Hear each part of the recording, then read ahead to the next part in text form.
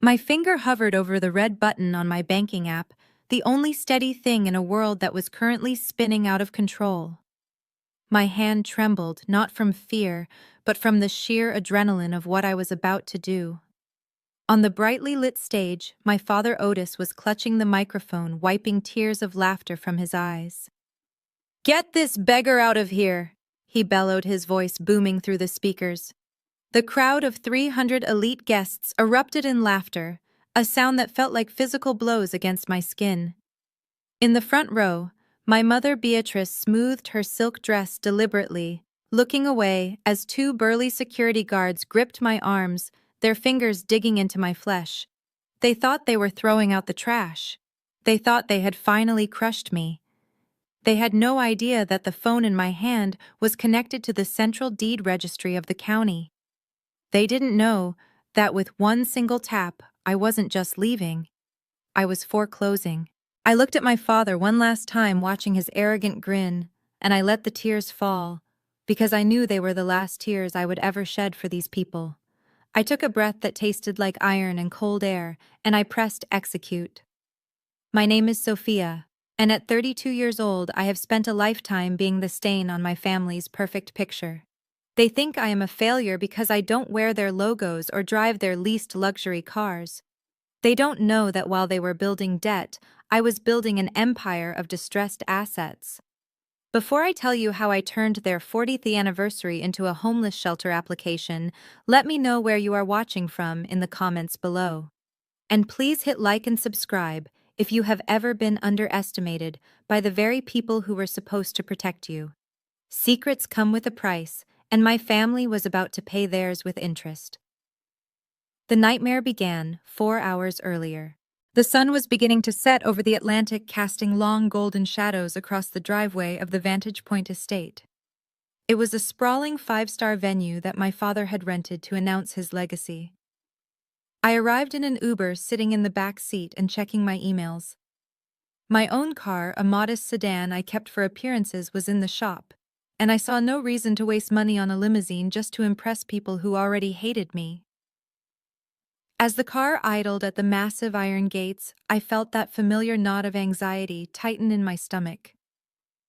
I stepped out of the car, thanking the driver. I was wearing a black slip dress.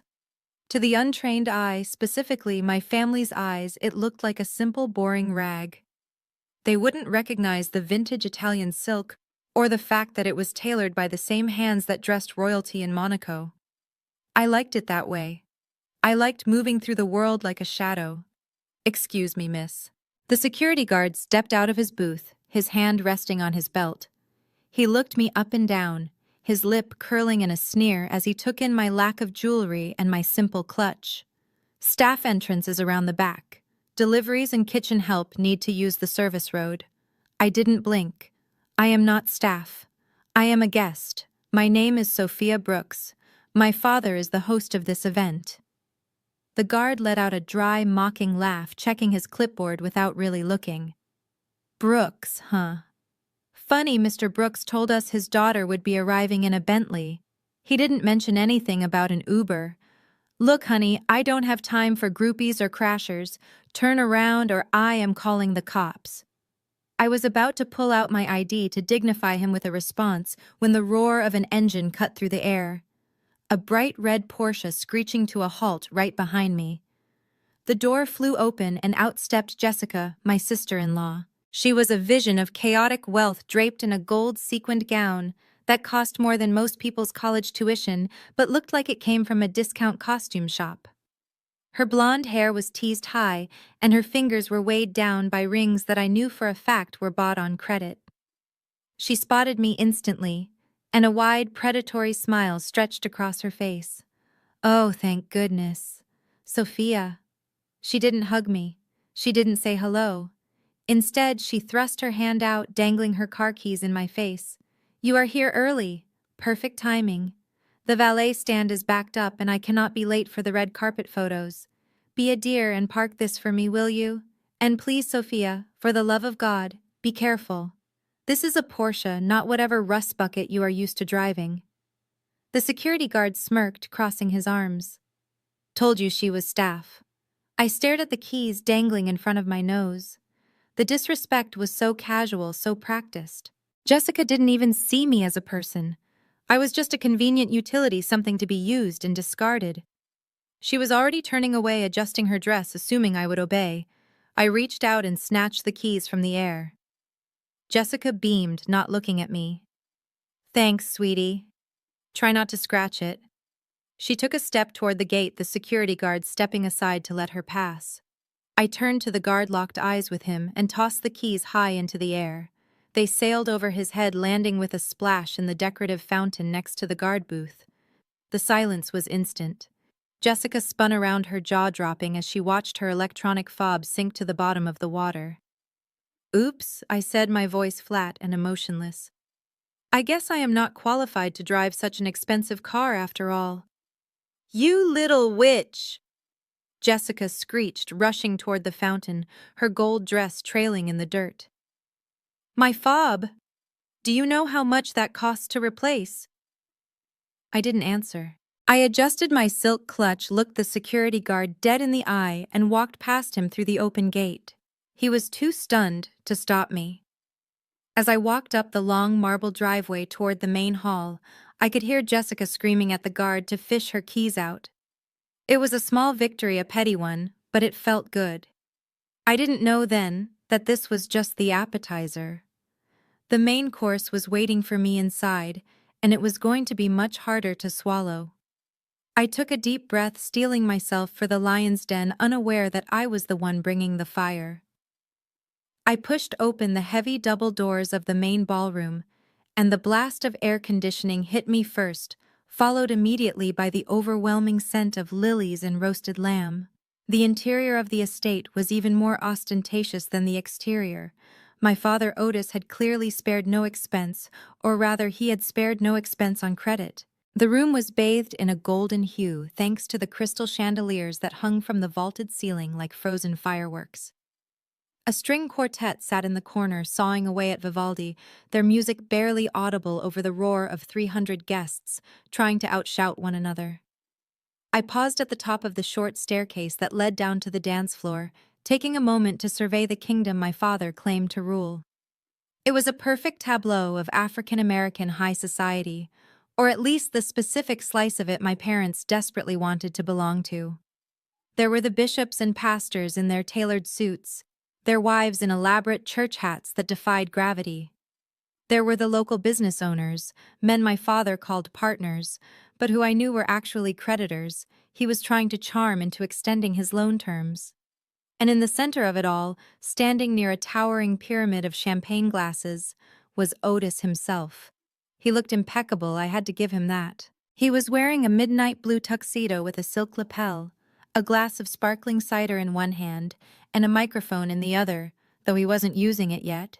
He was holding court, his booming laugh echoing off the marble walls. I watched as he slapped the back of Councilman Jenkins, leaning in to whisper something that made the politician nod vigorously. My father was selling a dream. He was selling the image of the Brooks family dynasty, an empire built on faith and hard work. Only I knew that the foundation was made of quicksand, and the only reason they hadn't sunk yet was because I had been secretly shoring it up for years. I took a deep breath, smoothing the fabric of my dress, and began to descend the stairs. Heads turned as I walked. I could feel the eyes on me, heavy with judgment. In this room, success was measured in carats and brand names. My understated black silk dress, which cost more than the councilman's car, was interpreted as the uniform of the defeated. I heard the whispers ripple through the crowd. "Is that Sophia? She looks so plain. I heard she is still struggling in the city. Poor Otis having a daughter like that, while Marcus is doing so well." I kept my chin up, fixing a neutral smile on my face.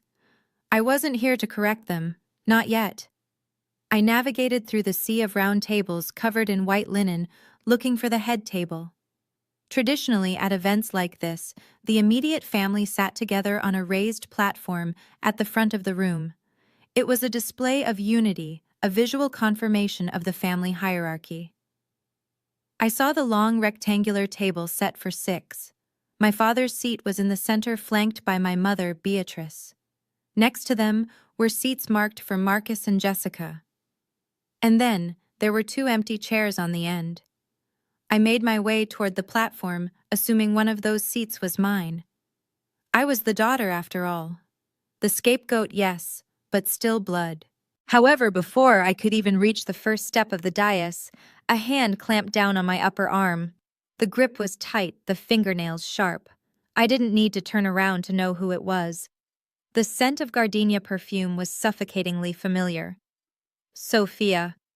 My mother hissed, her voice low and dangerous. I turned to face Beatrice. She was wearing a silver gown that shimmered under the lights, her makeup flawless, hiding the stress lines around her eyes that I knew came from dodging debt collectors. She was smiling for the benefit of the room, a wide, fake grin that didn't reach her cold, calculating eyes. "Hello, Mother," I said, keeping my voice even. "I was just looking for my seat." Her grip on my arm tightened, pulling me slightly off balance. She leaned in close, pretending to kiss my cheek, so she could whisper directly into my ear. "You are not sitting at the head table, Sophia." I pulled back slightly, looking at her. "Excuse me." "We have important guests tonight," she said through her teeth, still maintaining that frozen smile. "Investors who are very interested in Marcus's new venture. We need those seats for people who actually contribute to this family's future, people who matter." The words stung, familiar as they were. It was the same song she had been singing since I was 12 years old. Marcus was the investment. I was the expense. "So where am I sitting?" I asked, my patience thinning. She released my arm and gestured vaguely toward the back of the room, past the VIP tables, past the friends of the family, past even the distant cousins who only showed up for free food. "Table 19, she said dismissively. "It is over by the kitchen service doors. Try to stay out of the way, Sophia. Today is about your brother. Don't cast your usual dark cloud over his celebration with your sullen attitude." She patted my cheek, a gesture that looked affectionate from a distance, but felt like a slap up close, and then turned on her heel, gliding away to greet the mayor's wife. I stood there for a moment, processing the humiliation. It wasn't just that they didn't want me at the head table, it was the specific geography of my exile. I turned and walked toward table 19. The further back I went, the dimmer the lights seemed to get. I passed the tables with centerpieces of fresh orchids and imported roses. By the time I reached the back wall, the centerpieces were smaller synthetic flowers that looked plastic even in the low light. Table 19 was a small, wobbly round table pushed dangerously close to the swinging metal doors of the kitchen. Every time a waiter burst out with a tray of appetizers, a gust of steam and the smell of dish soap washed over the seats. But the final insult wasn't the location. It was the company. I pulled out a chair, the metal legs scraping loudly against the floor, and looked at the other occupants of the table. There was no family here, no friends. Sitting to my left was a young man with a heavy camera bag at his feet, checking the display on his DSLR. He looked up at me, confused. "Are you the backup event coordinator?" he asked, taking a bite of a bread roll.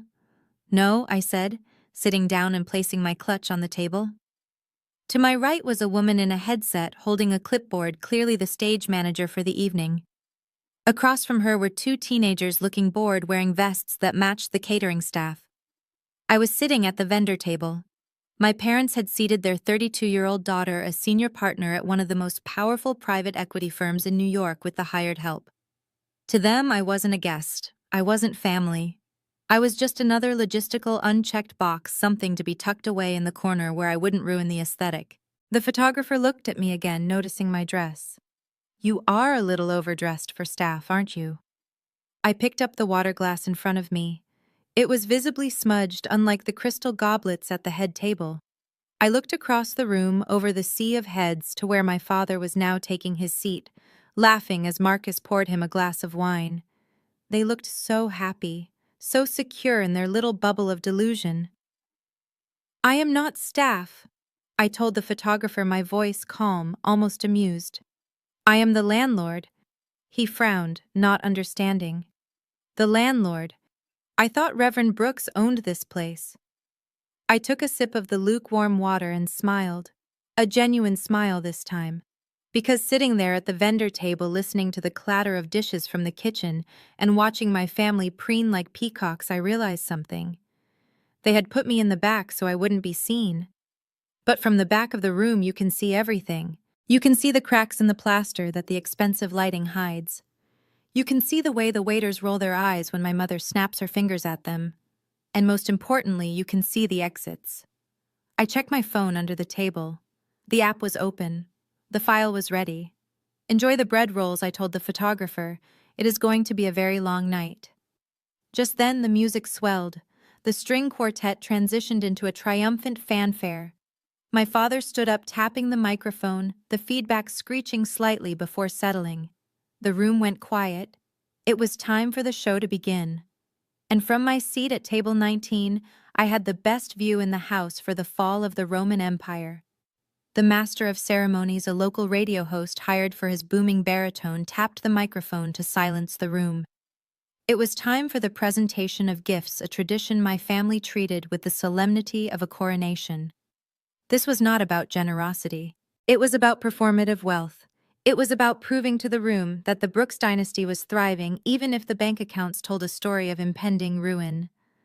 My brother Marcus was the first to rise. He adjusted his silk tie, shooting a wink at a table of young women near the front, who giggled in response. As he walked toward the stage, the spotlight followed him, bathing him in a halo of artificial glory. He moved with the swagger of a man who had never been told no, a man who believed the world owed him its applause simply for existing. Otis stood center stage, beaming with pride, his arm draped possessively around my mother's waist.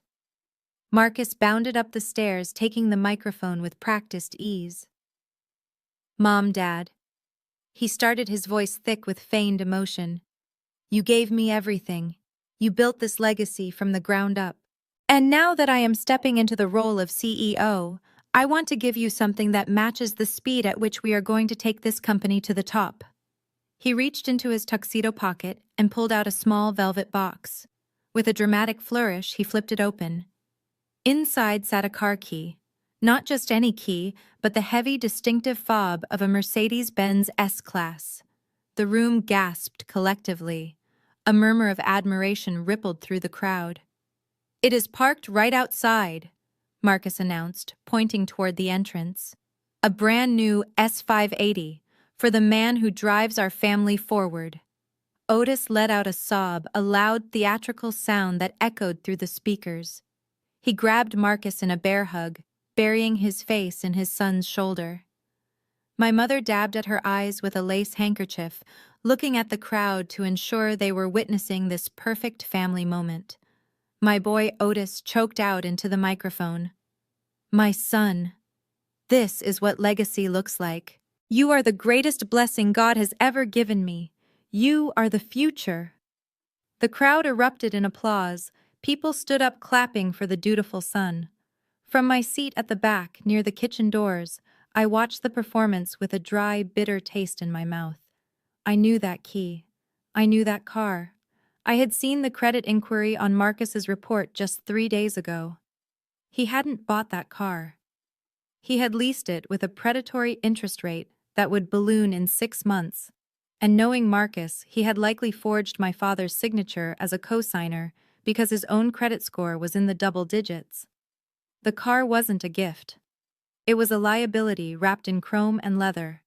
It was a 48-month financial shackle that he had just publicly locked around my father's ankle, and my father was weeping with joy for the privilege. The applause eventually died down, and the MC returned to the mic. And now, he said, his voice dropping slightly in enthusiasm, "We have a presentation from the couple's daughter, Sophia." There was no fanfare, no swelling music, just a polite, scattered applause that sounded more like rain falling on a tin roof. I stood up from table 19. The walk to the stage felt like crossing a desert. The click of my heels on the marble floor was the only sound in the room. I could feel the eyes of the guests boring into my back, dissecting my plain dress, wondering why I looked so stark compared to the glittering peacock that was my brother. I carried nothing but a small, cream-colored envelope in my hand. It was flat and unassuming. It didn't sparkle. It didn't scream wealth. But inside that envelope was the deed to the one thing my mother had cried about losing 5 years ago. It was the redemption paperwork for Grandma Dorothy's emerald brooch and heirloom that had been in our family for 4 generations before Beatrice quietly pawned it to cover a gambling debt Marcus had racked up in Vegas. I had spent 6 months tracking it down, negotiating with a private collector in Atlanta, and buying it back for 10 times its value. It was meant to be a peace offering, a sign that despite everything, I still honored our history. I walked up the stairs. My father had already stopped crying. He looked at me with an expression of mild annoyance, as if my presence was interrupting the high of Marcus's gift. Marcus was leaning against the podium, smirking, twirling the Mercedes key around his finger. "Happy anniversary," I said quietly, reaching out to hand the envelope to my mother. Beatrice looked at the envelope with disdain. She didn't reach for it. She looked at me, then at the crowd, then back at me, her eyes pleading with me not to embarrass them with something cheap. Before my mother could touch it, a hand with manicured red talons snatched the envelope from my grip. It was Jessica. She had stepped up from the side of the stage, unable to resist inserting herself into the moment. "Oh, Sophia." Jessica laughed, her voice shrill and amplified by her proximity to the microphone. "What is this? A heartfelt poem? Or maybe a coupon for a free hug? You really shouldn't have." She held the envelope by the very corner, shaking it as if it were contaminated. "We just got a Mercedes, sweetie," she continued, playing to the crowd. "I think we are good on greeting cards. Maybe we should just put this with the rest of the trash so it doesn't clutter up the stage." She made a motion to toss it onto a side table where empty glasses were being collected. The crowd chuckled. A low, cruel sound of amusement at the poor, struggling daughter trying to compete with the golden sun. Something inside me snapped. Not a loud, violent snap, but the quiet, decisive click of a lock turning. I reached out and caught Jessica's wrist before she could let go of the envelope. My grip was iron. I felt her pulse jump under my fingers. The laughter in the room faltered. The smile dropped from Jessica's face as she tried to pull her hand back, but I held fast. I stepped in close, invading her personal space, forcing her to look me in the eyes. My face was calm, terrifyingly calm. "You should be very careful with that."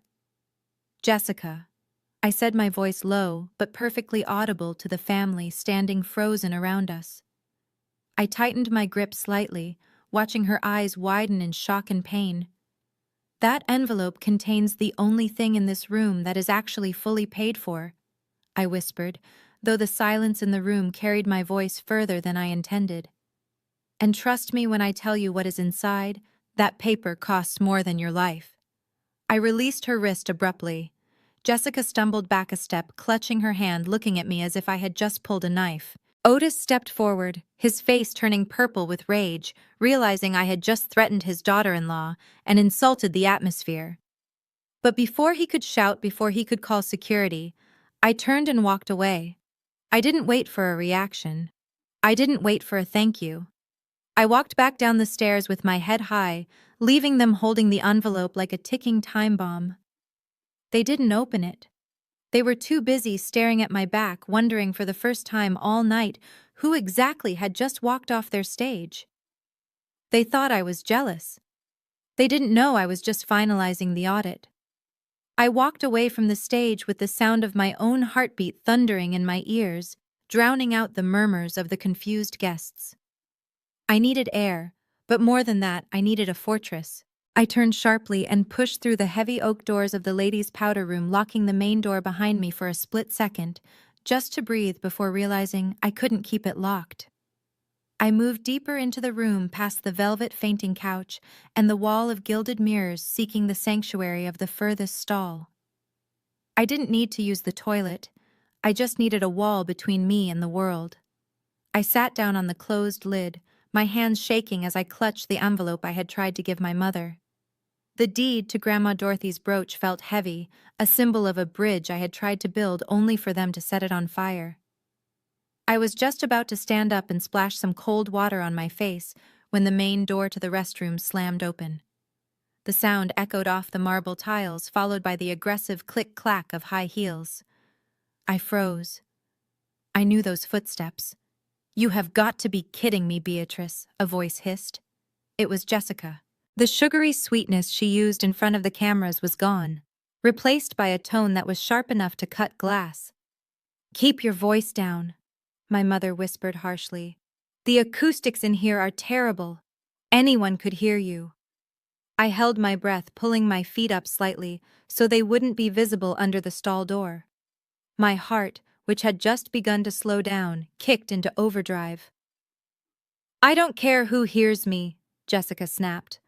The sound of her purse hitting the marble counter told me she was reapplying her lipstick, probably checking her reflection for cracks in the facade. "Did you see that little stunt your daughter pulled? Threatening me? Saying the envelope was worth more than my life. She knows something, Beatrice. She has that look in her eye." "She doesn't know anything," my mother dismissed the sound of running water filling the silence. "Sophia is dramatic. She always has been. She is just jealous because Marcus is the star, and she is... well, she is Sophia. She was probably trying to give me some sentimental garbage like a framed photo of a cat. Ignore her. Ignore her." Jessica's laugh was cold and devoid of humor. "I can ignore her. What I can't ignore is the fact that the check for the catering deposit bounced this morning. The manager cornered me before I went on stage. He said if the balance isn't cleared by midnight, they are cutting the power. Do you understand how humiliating that would be?" I blinked, processing this. My father was throwing a six-figure party, but the check for the food had bounced. "I told you I handled it," my mother said, her voice dropping lower, vibrating with a tension I rarely heard. "I transferred the funds an hour ago. It just takes time to clear." Transferred from where? Beatrice Jessica demanded. "I know the business accounts are empty. I saw the statements on Marcus's desk. You are overdrawn on 3 lines of credit." There was a long pause. I pressed my ear against the cold metal of the stall divider, straining to hear. "I liquidated the asset," my mother said finally. Her voice was barely a whisper, but in the tiled room it sounded like a gunshot. "Which asset?" Jessica asked, her tone suspicious. "You said everything was leveraged." "Your mother's house," Beatrice replied. "The property on Elm Street." My blood ran cold. The world seemed to tilt on its axis. Grandma Dorothy's house. The small Victorian cottage with the wraparound porch where I had spent every summer of my childhood. The place where I had felt safe. The place where Grandma had sat me down 3 days before she died and told me explicitly that the house was mine.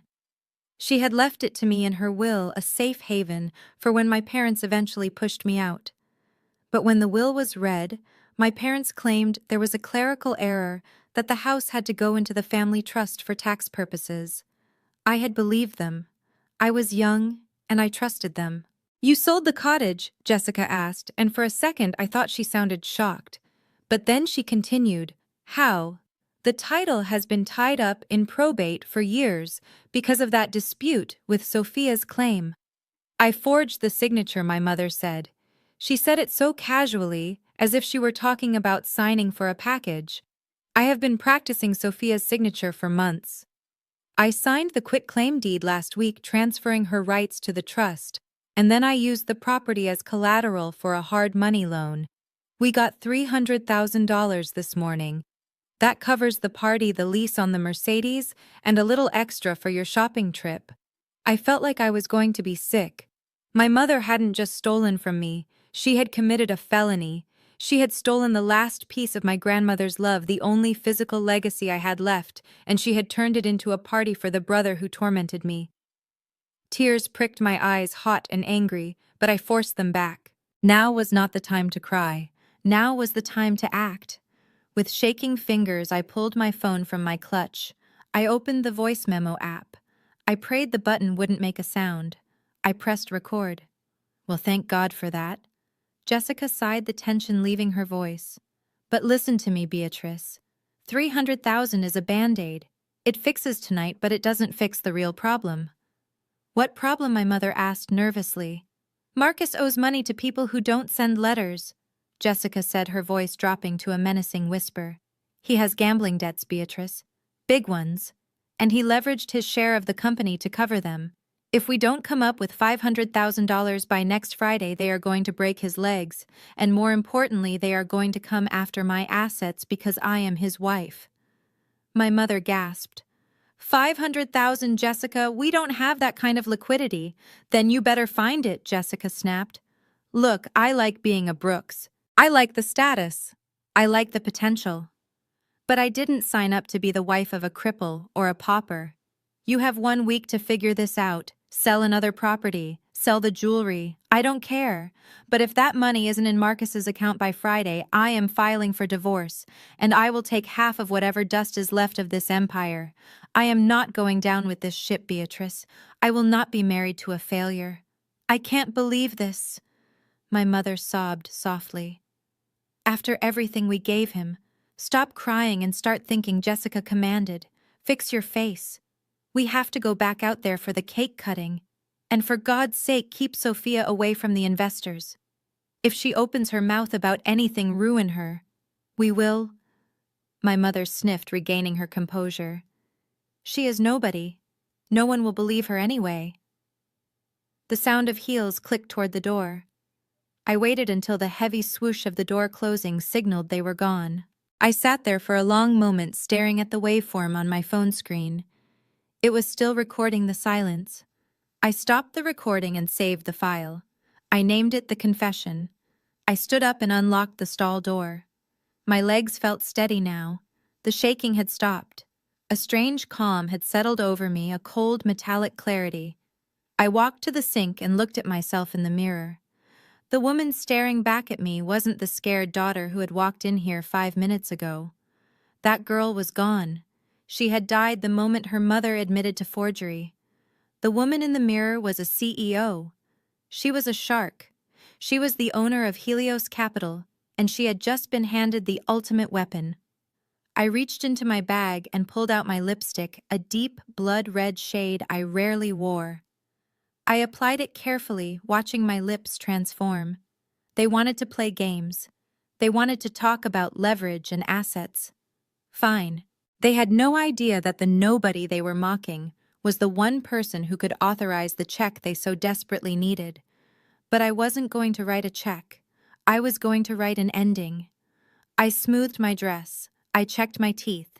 I picked up my phone and forwarded the audio file to my personal attorney and the district attorney's fraud division. The game has begun, I whispered to my reflection. I turned and walked out of the restroom, not back to table 19, but straight into the war zone. They wanted a show. I was about to give them a finale they would never forget. Back in the ballroom, the atmosphere had shifted from celebratory to manic. The string quartet had been replaced by a DJ who was blasting upbeat jazz, a desperate attempt to keep the energy high and the conversation flowing. Waiters were circulating with trays of filet mignon bites and lobster tails, but I noticed the pace had slowed. The open bar, which had been flowing freely for the first hour, was now hesitating. Bartenders were double-checking inventory lists and looking nervously at their managers. I stood near the pillar by the kitchen doors, watching the slow-motion train wreck that only I knew was happening. My brother Marcus was in the center of the room holding court with a group of potential investors. He was laughing, his head thrown back, that new Mercedes key fob still clutched in his hand, like a talisman. He looked like the picture of success, the heir apparent to a thriving empire. But I saw the tightness in his jaw. I saw the way his eyes darted around the room, not making contact with anyone for too long, as if he were afraid they would see the fraud written on his soul. Then I saw him, the banquet manager. He wasn't a waiter. He was a serious man in a sharp black suit with an earpiece coil running down his neck. He moved through the crowd, not with the grace of service, but with the determination of a debt collector. He beelined for Marcus. I watched as the manager stepped into Marcus's circle. He didn't smile. He leaned in close, whispering something directly into my brother's ear. I didn't need to be a lip reader to know what was being said, but from the sudden pallor that washed over Marcus's face, turning his skin an ashy gray, The message was clear. The credit card had been declined. Marcus pulled back, forcing a laugh that sounded more like a cough. He patted the manager on the shoulder a little too hard, trying to dismiss him. But the manager didn't move. He stood his ground, whispering again this time, pointing discreetly toward the bar, where the premium scotch was being poured. Panic is a funny thing. It strips away all the polish and pretense, leaving only the raw animal instinct underneath. Marcus nodded jerkily, excusing himself from the investors with a wave of his hand that was trembling visibly. He turned away from the group, his smile vanishing, instantly replaced by a look of sheer terror. He wiped a layer of sweat from his forehead, his eyes scanning the room frantically. He wasn't looking for our father. He wasn't looking for his wife. He was looking for a lifeline. He was looking for me. Our eyes locked across the crowded room. I didn't look away. I didn't smile. I just watched him. For a split second I saw the hesitation. He hated me. He had spent the last 2 hours ignoring me, mocking me, and letting his wife humiliate me. But desperation has no pride. He started walking toward me, weaving through the tables, ignoring the guests who tried to stop him for a chat. He reached me and didn't say a word. He just grabbed my elbow, his grip hard and bruising, and steered me toward the service corridor that led to the kitchen. "We need to talk," he muttered, pushing open the heavy swing door and dragging me into the harsh fluorescent light of the hallway. The noise of the party faded, instantly replaced by the hum of industrial refrigerators and the clatter of dishes. Marcus spun around to face me, blocking the exit. Up close, he looked like a wreck. The confidence was gone. His eyes were wide and bloodshot, and beads of sweat were trickling down his temple, staining the collar of his expensive shirt. "I need money," he said. No preamble, no greeting, just the demand. I looked at him calmly, crossing my arms over my chest. "Excuse me. Don't play dumb with me, Sophia," he snapped, his voice cracking. "The card machine is down. It is a glitch or something. The bank put a hold on the corporate account for security reasons because the charge was too high. I need to give them another card to keep the bar open." "A security hold," I repeated, keeping my voice flat. "Is that what they told you? Or did they tell you that the account is overdrawn by $40,000? Marcus flinched. "How do you know that?" I ignored the question. "I don't have a credit card that can cover a $20,000 bar tab, Marcus. I am just the poor sister, remember? The one with the fake business card." Marcus took a step closer, invading my personal space. The smell of expensive cologne mixed with fierce sweat was nauseating.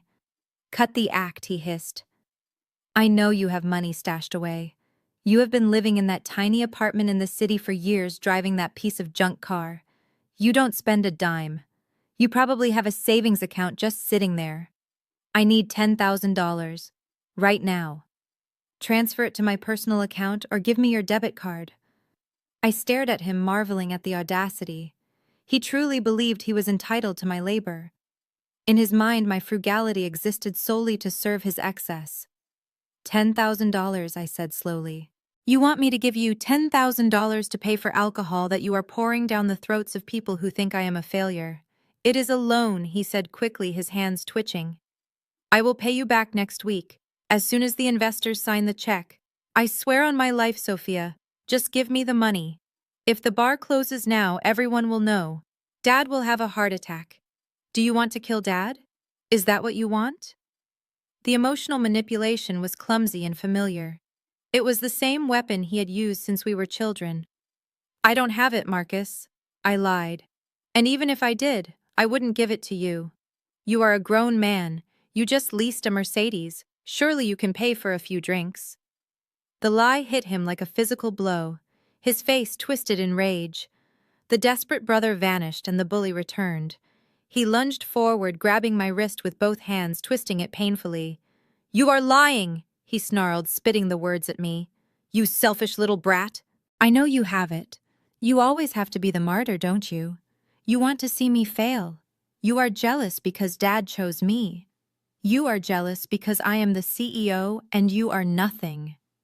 He shook my arm violently, my shoulder popping in its socket. Give me the card, Sophia. My career is on the line here. This party is the only thing keeping the creditors away. My career is more important than your pathetic little savings. I looked down at his hands gripping my wrist. I felt the pain radiating up my arm, but I didn't pull away. I let him squeeze. I let him show me exactly who he was. This was the golden child. This was the future of the Brooks family. A man assaulting his sister in a service hallway because he couldn't pay for his own vanity. "Let go of me, Marcus," I said, my voice dropping to a register that was dangerously low. "I am not letting go until you give me the money." He shouted, his spit landing on my cheek. "You owe me. You owe this family. We put a roof over your head. We fed you. Now do your job and support us." At that moment, the door to the kitchen swung open. A waiter walked out carrying a tray of empty glasses. He stopped dead seeing the altercation. Marcus froze, realizing we had an audience. He released my wrist instantly, pushing me back against the wall, as if I were the one who had attacked him. "You are useless," he hissed, straightening his jacket and smoothing his hair. "Absolutely useless. Don't bother coming back inside. Nobody wants you there anyway." He turned and stormed back toward the ballroom, leaving me alone in the hallway. I rubbed my throbbing wrist, looking at the red marks his fingers had left on my skin. The physical pain was sharp, but the clarity it brought was sharper. He said his career was more important than my life. He said I owed them. I reached into my bag and pulled out my phone. I looked at the bruise forming on my arm. "You are right, Marcus," I whispered to the empty corridor. "You do have a career to worry about, but you are wrong about one thing. I don't owe you anything. But you owe the IRS, you owe the bank, and as of this morning, you owe me." I opened my banking app again. I wasn't going to transfer $10,000. I was going to transfer ownership. The financial crack had just become a canyon, and I was about to push him into it. The silence in the service hallway was heavy, broken only by the hum of the industrial refrigerator and the throbbing pulse in my injured wrist. I leaned back against the cold tile wall, taking a moment to breathe, to center myself. I thought I had a moment of peace, a moment to recover from my brother's assault, but the universe had other plans. The swinging door flew open again with such force that it banged against the wall, leaving a dent in the plaster. It was my mother, Beatrice.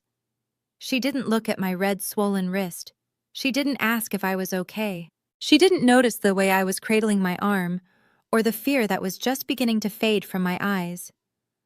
All she saw was her precious son storming back into the party, looking distressed, and in her mind, there was only one possible cause for his unhappiness: me. She marched toward me, her silver gown rustling like the scales of a snake. Her face was twisted into a mask of pure, unadulterated fury. I straightened up, preparing for a lecture, preparing for the usual guilt trip about how I needed to be more supportive. But Beatrice was past words. Before I could even open my mouth to speak, her hand lashed out. The sound of the slap was louder than anything I had heard all night. It cracked through the narrow hallway, a sharp, violent report that echoed off the tiles. My head snapped to the side. The sting was immediate and blinding, radiating across my left cheek like fire. I tasted blood where my tooth had cut the inside of my lip. I stood there frozen, my face turned away, waiting for the tears. I waited for that familiar well of hurt to rise up, that desperate inner child who just wanted her mommy to love her. But as the seconds ticked by, I realized something profound. The tears weren't coming. The hurt wasn't there. The well was dry. In its place was something cold, hard, and incredibly sharp. "How dare you," my mother hissed, her voice trembling with rage. "How dare you upset him?" I saw his face, Sophia. He was shaking. He is the CEO of this family. He carries the weight of our entire legacy on his shoulders. And you selfish, petty little girl, you are back here deliberately trying to break him. She grabbed me by the shoulders, shaking me. "You want to ruin this night, don't you? You can't stand to see him shine. You are so jealous of his success that you would sabotage your own flesh and blood just to make yourself feel better. Well, I won't let you. I will not let you destroy what we have built. She released me, shoving me back against the wall. She held out her hand, palm up, her fingers twitching with demand. Give it to me. I slowly turned my head to look at her. My cheek was throbbing, likely already bruising, but I kept my expression perfectly blank. Give you what, mother? I asked, my voice steady, devoid of any emotion. Your card, she spat. Your salary card. Your savings. Whatever pittance you have managed to scrape together in that city. Marcus needs liquidity to keep the bar open. If the investors see the service stop, they will think we are insolvent. I will not let that happen because of your stinginess. Give me your wallet. Now. I looked at her outstretched hand. It was the hand that had fed me, bathed me, and just now struck me. It was the hand of a woman who would burn her daughter alive to keep her son warm. I slowly reached up and wiped the trickle of blood from the corner of my mouth. I looked her dead in the eye, and for the first time in my life I didn't see a mother. I saw a liability. No, I said softly. Beatrice's eyes widened in shock. Excuse me. I said no. I repeated, stepping away from the wall, standing to my full height. And mother, I want you to remember this moment. I want you to etch it into your memory. Because that slap you just gave me, it didn't fix your problem. It just cost you $12 million. Beatrice stared at me for a second, her mouth hanging open. Then she let out a harsh, incredulous laugh. $12 million, she scoffed. Have you lost your mind? Has jealousy finally driven you insane? You don't have $12, let alone 12 million. You are delusional, Sophia. You are sick. She didn't wait for a response. She was done asking. Like a feral animal cornered, she lunged for the small silk clutch I was holding in my uninjured hand. I didn't fight her. I let her take it. I watched with detached fascination as my mother, the elegant Beatrice Brooks, tore open my bag like a common thief. She upended it, shaking the contents out onto the dirty floor of the service hallway. My lipstick rolled under a cart. My phone landed face down. A few mints scattered across the tiles. And there, landing with a heavy metallic clink, was a single card. It wasn't the bright blue debit card from a local credit union she was expecting. It was made of anodized titanium. It was matte black, heavy and sleek. It had no numbers embossed on the front, only the name Sophia Brooks laser etched in silver, and the distinct silhouette of a centurion in the center. Beatrice froze. She looked down at the card, her brow furrowing. She bent down and snatched it up, turning it over in her hands. She was looking for a Visa logo, a bank name, an expiration date. She was looking for something she recognized from her world of maxed-out store credit cards and leasing agreements. But the Centurion card, the true black card, speaks a language she didn't speak. It is a card invited only for individuals who spend millions annually, for people who own the banks, not the people who owe them. To Beatrice, it looked like a prop. It looked like a piece of metal I had ordered online to pretend I was someone important. She looked at the card, then up at me, her expression shifting from confusion to absolute disgust. "What is this?" she sneered, holding the card up between two fingers. "A library card. A membership to some goth club. There are no numbers on it, Sophia. It is fake. Just like you. Just like your life." She didn't know that the card in her hand had a spending limit that didn't exist. She didn't know it could buy the entire hotel we were standing in with a single phone call. She didn't know she was holding her salvation, and she was too ignorant to recognize it. She threw the card at me. It hit my chest with a thud and clattered to the floor. "You are useless," she spat, wiping her hands on her dress as if touching my property had dirtied her. "Absolutely useless. Fix your face and stay back here. If you come out there and embarrass us again, I will have security drag you out by your hair." She turned and stormed back toward the ballroom, desperate to find another way to cover the lies her son had told. I stood alone in the hallway for a long time. I looked down at the black card lying on the dirty tile next to a discarded napkin. I slowly bent down and picked it up. It was cold against my skin. I dusted it off and placed it back in my bag. Then I picked up my phone. The screen was cracked, but it still worked. I unlocked it and opened the app. I saw the pending notification for the property lien. I saw the control panel for the building's electrical grid. She called me useless. She said the slap cost nothing. I tapped the screen, authorizing the transfer of ownership. The loading wheel spun for a second, then turned green. Transaction complete. I looked at the door my mother had just exited. "You are wrong, Mother," I whispered. "That slap was the down payment, and now I am coming to collect the rest." I walked back into the ballroom just as the overhead lights dimmed, plunging the room into a dramatic, hushed twilight. The only illumination came from a single intense spotlight trained on center stage where my father stood.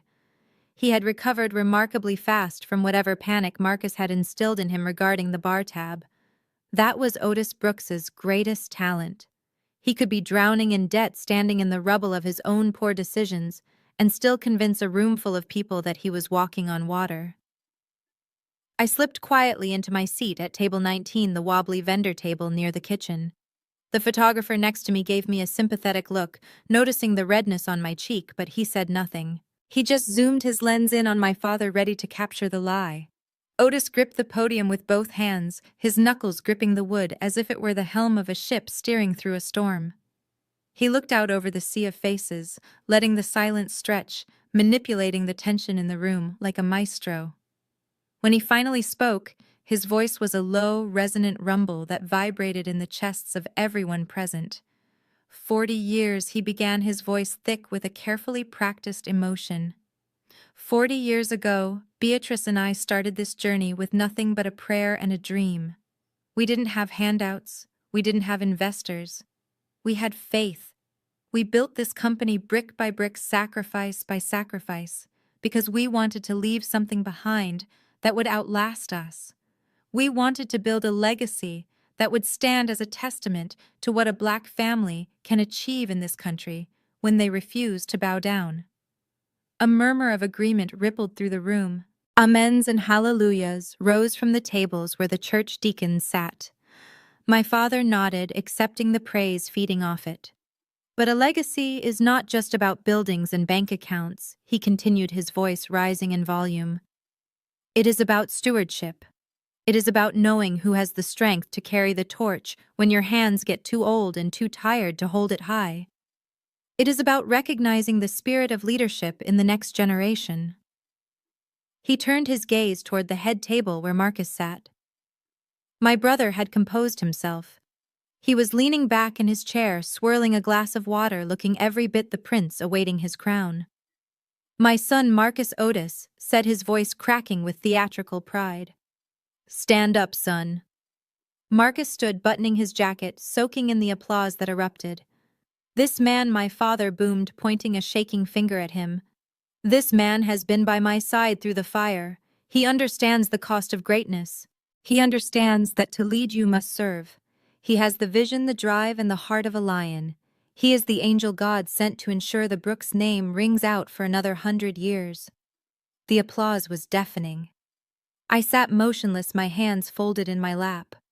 I thought about the angel who had just twisted my arm in the hallway.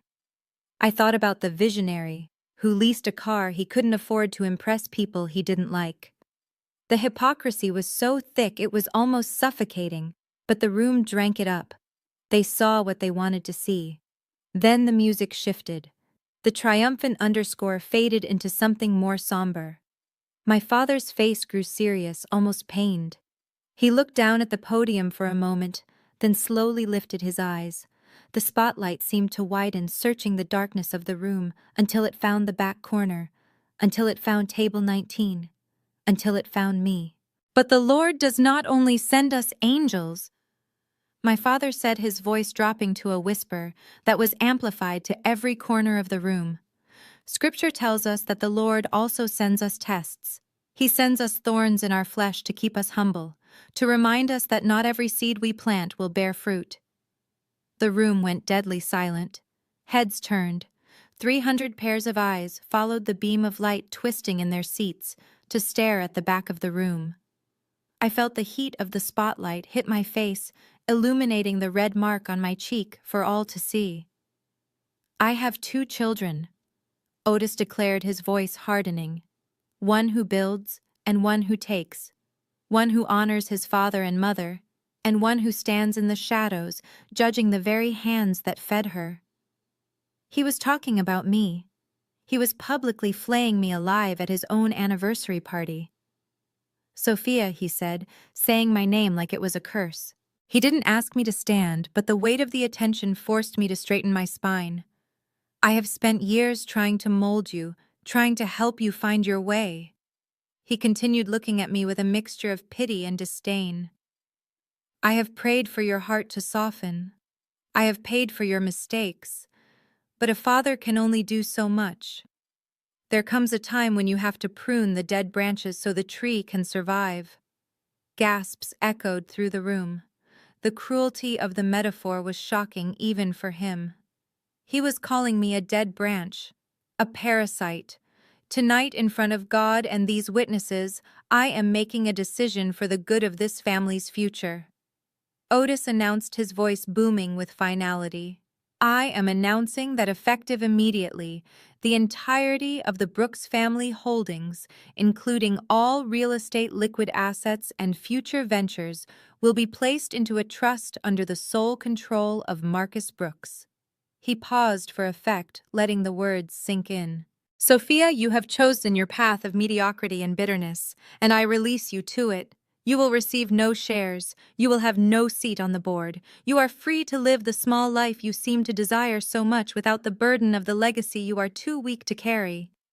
The room erupted, but it wasn't the applause of celebration this time. It was a chaotic mix of shock whispers and yes applause from the sycophants who wanted to stay on Otis's good side. I saw Jessica clapping wildly, her eyes gleaming with triumph. I saw Marcus smirking, raising his glass to me in a mock toast. But mostly I saw the faces of the guests. They looked at me with pity. They looked at me like I was a tragedy, a discard. The black sheep who had finally been sheared and cast out into the cold. I sat there bathed in the harsh white light and I felt nothing. No shame, no sorrow. Because they didn't know. They didn't know that the company Otis had just gifted to Marcus was actually a shell corporation filled with $12 million of toxic debt. They didn't know that by signing over 100% of the holdings, Otis had just legally transferred full liability for the tax fraud and the loans to his beloved son. He hadn't given Marcus a crown. He had given him a prison sentence. And he had just publicly, legally, and loudly absolved me of any connection to the sinking ship. I looked at my father on stage posturing like a king. He thought he was cutting me off. He thought he was punishing me. In reality, he had just handed me the greatest gift of my life. He had given me a clean break. I slowly reached for my water glass. The spotlight was still on me. The room was still staring. I raised the glass slightly in my father's direction, a small, imperceptible gesture. "Thank you," I mouthed. Otis didn't see it. He was too busy basking in the applause, hugging Marcus again. The photographer next to me leaned in, whispering, "Jesus, lady, are you okay?" That was brutal. I turned to him, and for the first time that night, my smile reached my eyes. "I am better than okay," I whispered back. "I am free." I looked down at my phone under the table. The transfer of the deed to the venue was complete. The foreclosure notice had been sent to the hotel management system. I watched the time on the screen. 8:58 p.m. 2 minutes until the system rebooted. 2 minutes until the lights went out. 2 minutes until the king realized he was standing in my castle. The speech was over. The applause was dying down. But the real show was just about to start. The applause from my father's speech had barely faded into a low, judgmental murmur when a piercing scream shattered the atmosphere. It was a sound so sharp and theatrical that for a moment I thought it was part of the entertainment, perhaps an opera singer hired to serenade the newly crowned prince. But then I saw Jessica. She had leapt up from the head table, her chair scraping violently against the marble floor and toppling over with a deafening crash. She was clutching her left hand with her right, her eyes wide with a panic that looked almost convincing if you didn't know her as well as I did. "Oh my God!" she shrieked, her voice cracking perfectly on the last syllable. "It is gone. My ring, my wedding ring, is gone." The room froze. The waiters stopped pouring wine. The jazz band faltered and went silent. All eyes turned to the hysterical woman in the gold-sequined dress, who was now frantically patting the tablecloth, knocking over crystal glasses in her feigned desperation. Red wine spilled across the pristine white linen like a fresh wound, but Jessica didn't care. "It was a 5-carat diamond," she wailed, looking directly at the cameras that were still rolling. "It is a family heirloom. It was on my finger 5 minutes ago." Otis rushed to her side, his face a mask of concern. "Everyone stay calm!" he bellowed into the microphone, taking charge of the situation. "Nobody move. We will find it. It must have slipped off." "No!" Jessica cried, shaking her head wildly. "It didn't slip off. It fits perfectly. Someone took it. Someone stole it." She spun around, her eyes scanning the room like a predator seeking the weakest member of the herd. I sat perfectly still at table 19, sipping my water, watching the performance with a detached curiosity. I knew exactly where this was going. Jessica needed a climax to her drama. She needed a villain to cement her status as the victim, and my father had just primed the audience to despise me. It was almost too easy. Her gaze locked onto me across the room. She pointed a trembling finger in my direction, her red nail polish looking like a drop of blood at the end of a spear. Her Jessica screamed. It was Sophia. A collective gasp went through the room. I didn't flinch. I didn't even blink. "She was standing right next to me earlier," Jessica shouted, playing to the crowd. "When she came up to the stage with that envelope, she grabbed my wrist. Remember, she grabbed my hand. She must have slipped it off then. She is the only one who has touched me all night." The accusation was ludicrous. I had grabbed her wrist, yes, but that was 20 minutes ago. If the ring had been missing, then she would have noticed the weight difference immediately. But logic has no place in a witch hunt. The crowd, already manipulated by my father's speech about my jealousy and greed, turned on me instantly. I could hear the whispers rising like a tide. "Of course she did it. She is broke. She is jealous. She wanted to ruin the night." Otis looked at me. For a second I saw hesitation in his eyes. He knew I wasn't a thief. He knew I had never stolen a penny in my life. But then he looked at Marcus, who was looking at him with expectation. He looked at the investors who were waiting to see how the patriarch would handle a criminal in the family. He made a choice. He chose the lie over the truth, just as he had done every day for the last 30 years. Security Otis barked, his voice cold and authoritative. "Seize her." 2 large men in dark suits who had been standing by the exit began to march toward table 19. The guests parted like the Red Sea, pulling their chairs away from me, as if I carried a contagious disease. Otis spoke into the microphone again, his voice echoing with righteous anger. "I will not tolerate thievery in this house. I don't care who she is. If she has that ring, I want her arrested. I have no daughter who is a criminal." The words hung in the air, heavy and final. He had just authorized the public violation of his own child to save face. The security guards reached my table. The first one, a man with a thick neck and eyes that held no sympathy, loomed over me. "Ma'am, stand up," he ordered. I stood up slowly, deliberately. I didn't rush. I smoothed the front of my black silk dress. I picked up my clutch from the table. "Empty the bag," the guard commanded, holding out a coarse, calloused hand. I opened the clutch and turned it upside down. My phone, a lipstick, and a few mints fell into his palm. He shook the bag, checking for hidden compartments, then tossed it back onto the table with a sneer. "Nothing in the bag," he grunted to Otis. "Check her pockets," Jessica screamed from the stage. "Check her dress. She probably slipped it down her bra. She is trash. She would do anything to hide it." The guard looked at me. "Spread your arms," he said. This was the moment where I was supposed to cry. This was the moment where I was supposed to beg my father to stop, to scream that I was innocent, to cause a scene that would justify their hatred. But I refused to give them that satisfaction. I stepped away from the table into the aisle where everyone could see me. I lifted my chin, staring directly at my father on the stage. And then, with the grace of a queen facing a firing squad, I slowly raised my arms out to the sides. I stood there crucified by their judgment, my face a mask of terrifying calm. "Go ahead," I said, my voice soft but steady enough to be heard in the deathly silence of the room. "Search me, but be very careful, because once you touch me, there is no going back." The guard hesitated for a split second, unnerved by my lack of fear. But Otis nodded impatiently, urging him on. The guard stepped forward. He patted down the sides of my dress. His hands were rough and intrusive, checking the seams, checking the hem. He moved to my back, checking the zipper line. It was a violation. It was humiliating. Every second felt like an hour. I could feel the heat of 300 gazes burning into my skin, stripping away my dignity layer by layer. I saw the smirk on Jessica's face. I saw the relief on Marcus's face. They thought this was the end of me. But as the guard's hands moved over the fabric of my dress, I wasn't thinking about the shame. I was thinking about the time. 9:00 p.m. The guard pulled back, looking confused. He looked at his partner, then up at Otis. He shook his head. "She is clean, sir," the guard announced. "There is no ring." The silence that followed was deafening. Jessica's jaw dropped.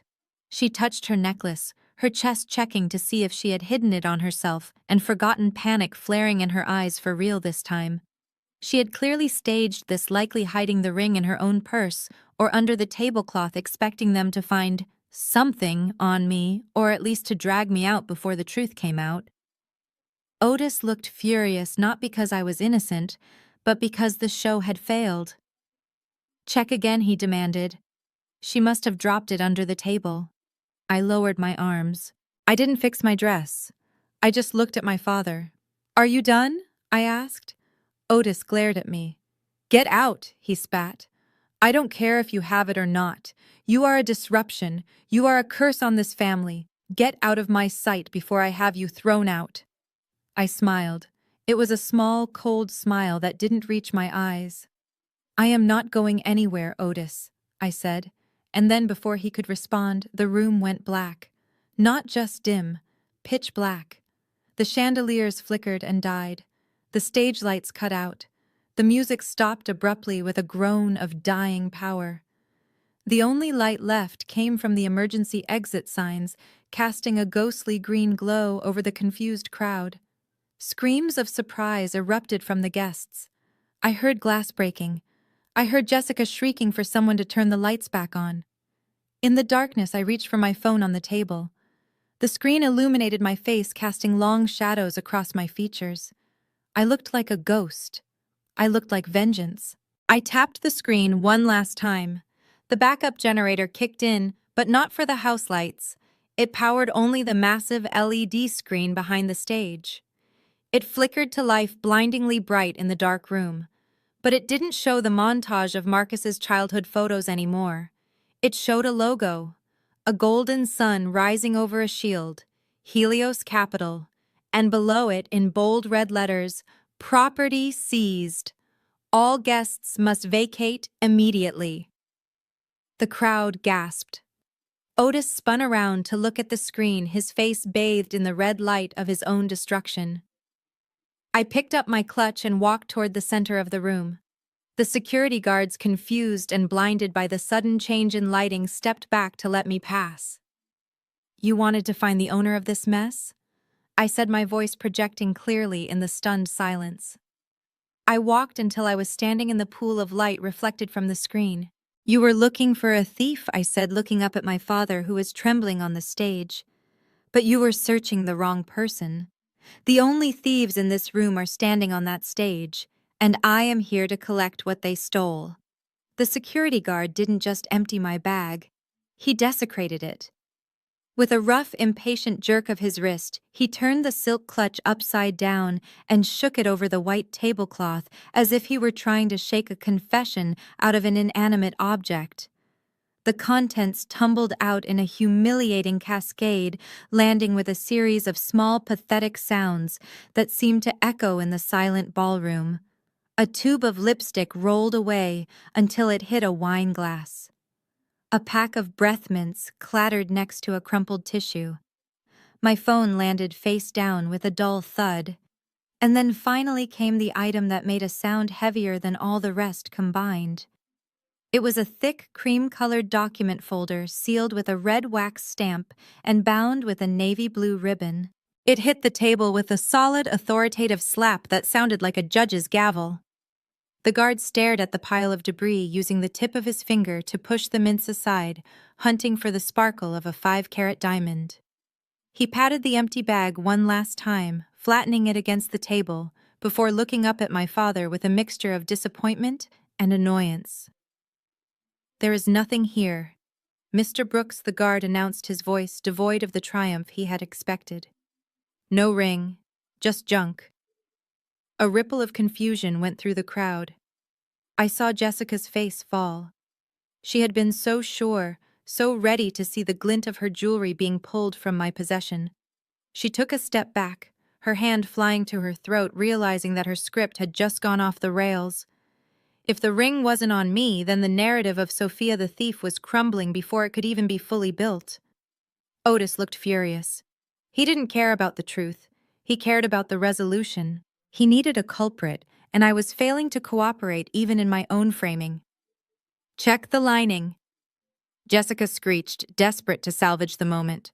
"Rip it open! She probably sewed it inside." The guard hesitated, looking at the expensive silk of my clutch. He reached for a small pocket knife on his belt, prepared to slice my property open on a hunch. But before he could cut, a hand reached out from the crowd and stopped him. Wait. It wasn't a family member.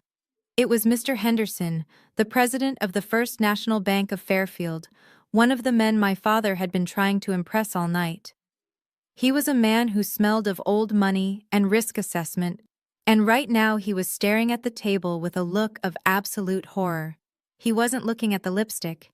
He wasn't looking at the phone. He was staring at the thick folder that the guard had ignored. He stepped closer, his eyes wide, fixed on the gold foil logo embossed on the front of the folder. A stylized sun rising over a shield. "Otis," Mr. Henderson whispered, his voice trembling slightly. He looked up at my father, his face draining of color, leaving him looking gray and sickly under the stage lights. "Why does your daughter have a dossier from Helios Capital?" Otis frowned, looking down at the folder with disdain. He didn't recognize the logo. To him, it was just paperwork. He didn't read financial news. He didn't track market shifts. He just signed whatever his accountants put in front of him. "Helios who?" Otis grunted, waving his hand dismissively. "I don't know what that is. Probably some junk mail she picked up. Or maybe a job application. She is always looking for handouts." Mr. Henderson didn't laugh. He didn't even smile. He looked at Otis as if he were a man standing on train tracks who refused to acknowledge the whistle of the oncoming locomotive.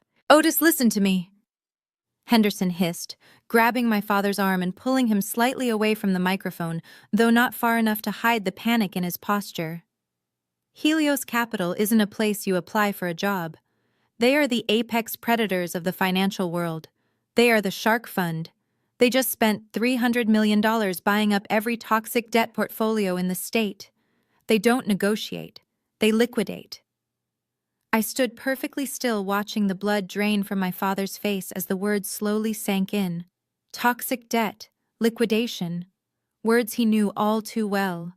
Henderson pointed a shaking finger at the folder on the table. "That's stamp, confidential. That isn't public record, Otis. That is an internal acquisition file. That is the kind of file you only see if you are the one pulling the trigger." Otis looked at the folder, then at me.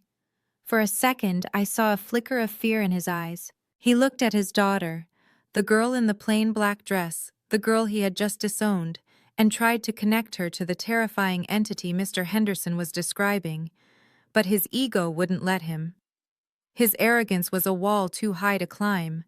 He couldn't conceive of a world where I had power over him. It was easier to believe I was a failure than to accept I was a threat. "Don't be ridiculous," Jim Otis scoffed, pulling his arm away from the banker and forcing a laugh that sounded brittle and fake. "Look at her. Look at that dress. Look at that cheap bag. Does she look like a shark to you?" He gestured at me with open contempt. "She probably found that folder in a trash can," Otis sneered loud enough for the front tables to hear. "Or maybe she got a job as a janitor at their office cleaning the toilets. That is about the level of responsibility Sophia can handle. She is just trying to look important. It is pathetic, really." He turned back to the security guard, regaining his bluster. "Ignore the trash on the table. If the ring isn't in the bag, then she must have passed it to someone else. Or she swallowed it. I want her escorted off the premises immediately. Take her to the police station and let them deal with it. I want her out of my sight." Mr. Henderson looked at me again. He didn't see a janitor. He saw the stillness in my posture. He saw the cold, hard intelligence in my eyes. He backed away slowly, retreating into the crowd, as if he wanted to put as much distance between himself and my father as possible.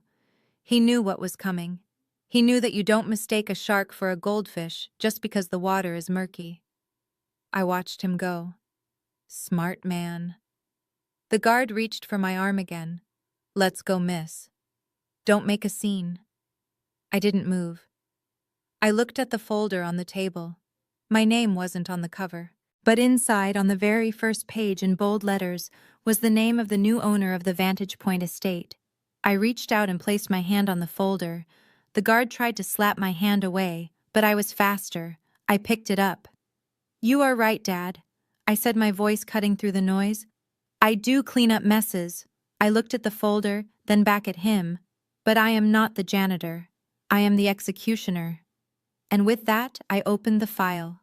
The first page wasn't a job application. It was a deed transfer. And as I turned it around to face the room, the logo of Helios Capital seemed to glow under the emergency lights, signaling the end of the Brooks dynasty and the beginning of mine. The folder lay on the table between us, a heavy cream-colored slab of reality that my father refused to acknowledge. He was still posturing, still trying to wave away the iceberg that had just ripped through the hull of his titanic ego.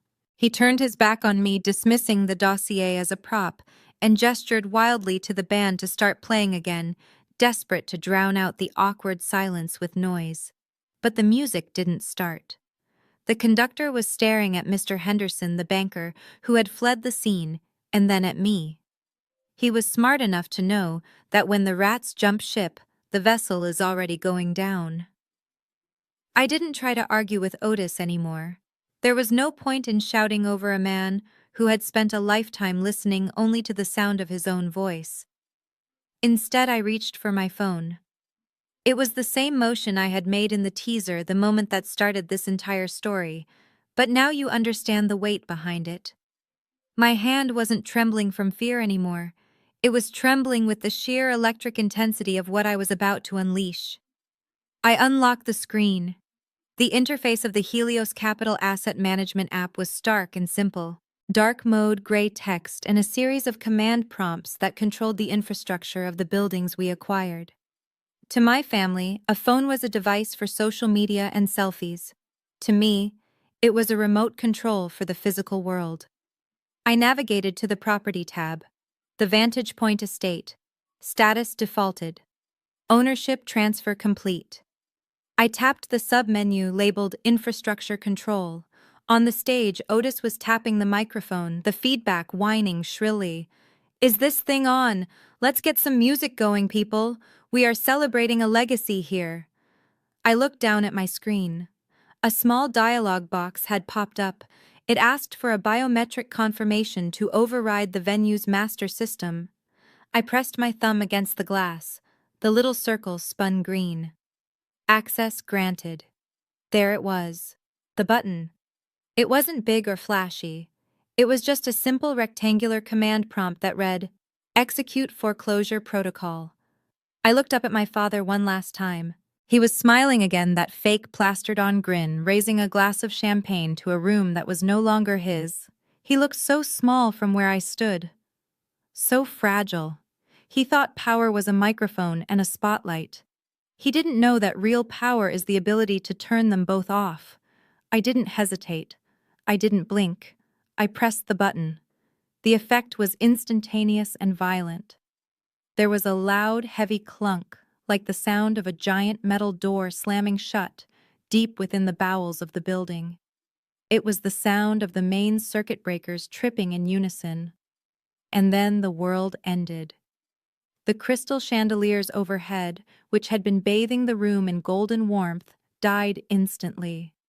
The stage lights cut out, swallowing my father into the darkness. The hum of the air conditioning, a sound so constant you forget it is there, until it is gone, sputtered and vanished. The room was plunged into an abyss. For a heartbeat, there was absolute silence. A silence so heavy and sudden that it felt like the air had been sucked out of the room. Then the panic set in. Screams erupted from the darkness. I heard the crash of a tray of glasses hitting the floor as a waiter stumbled. I heard Jessica shrieking, her voice high and terrified. "Otis! Otis, what is happening? We are under attack!" My father's voice came out of the darkness, but without the amplification of the microphone, he sounded pathetic and thin. "Stay calm. It is just a fuse. Someone get a flashlight. Where is the manager?" But no manager came. Because the manager worked for me now. In the pitch black, the only light came from the glow of 300 cell phone screens that were suddenly lit up, casting ghostly pale shadows across frightened faces. People were holding their phones up like torches, their beams cutting through the gloom, revealing the confusion and fear on the faces of the elite. But the darkness wasn't the finale. It was just the curtain rise. A low electrical hum began to vibrate through the floorboards. The backup generator kicked in. But per the protocol I had just executed, the power wasn't routed to the lights. It wasn't routed to the sound system. It was routed to a single output. The massive LED screen behind the stage, which had previously been displaying a slideshow of Marcus's life, flickered to life. But the smiling photos of my brother were gone. The screen washed the entire ballroom in a deep, aggressive, blood-red glow. It was blindingly bright in the darkened room, forcing the guests to squint and shield their eyes. The red light bathed everything in a sinister hue.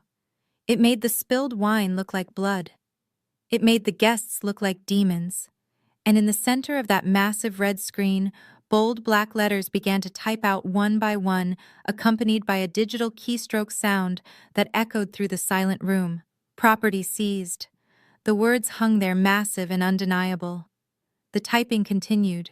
"Foreclosure executed by Helios Capital." And then the final line, flashing slowly.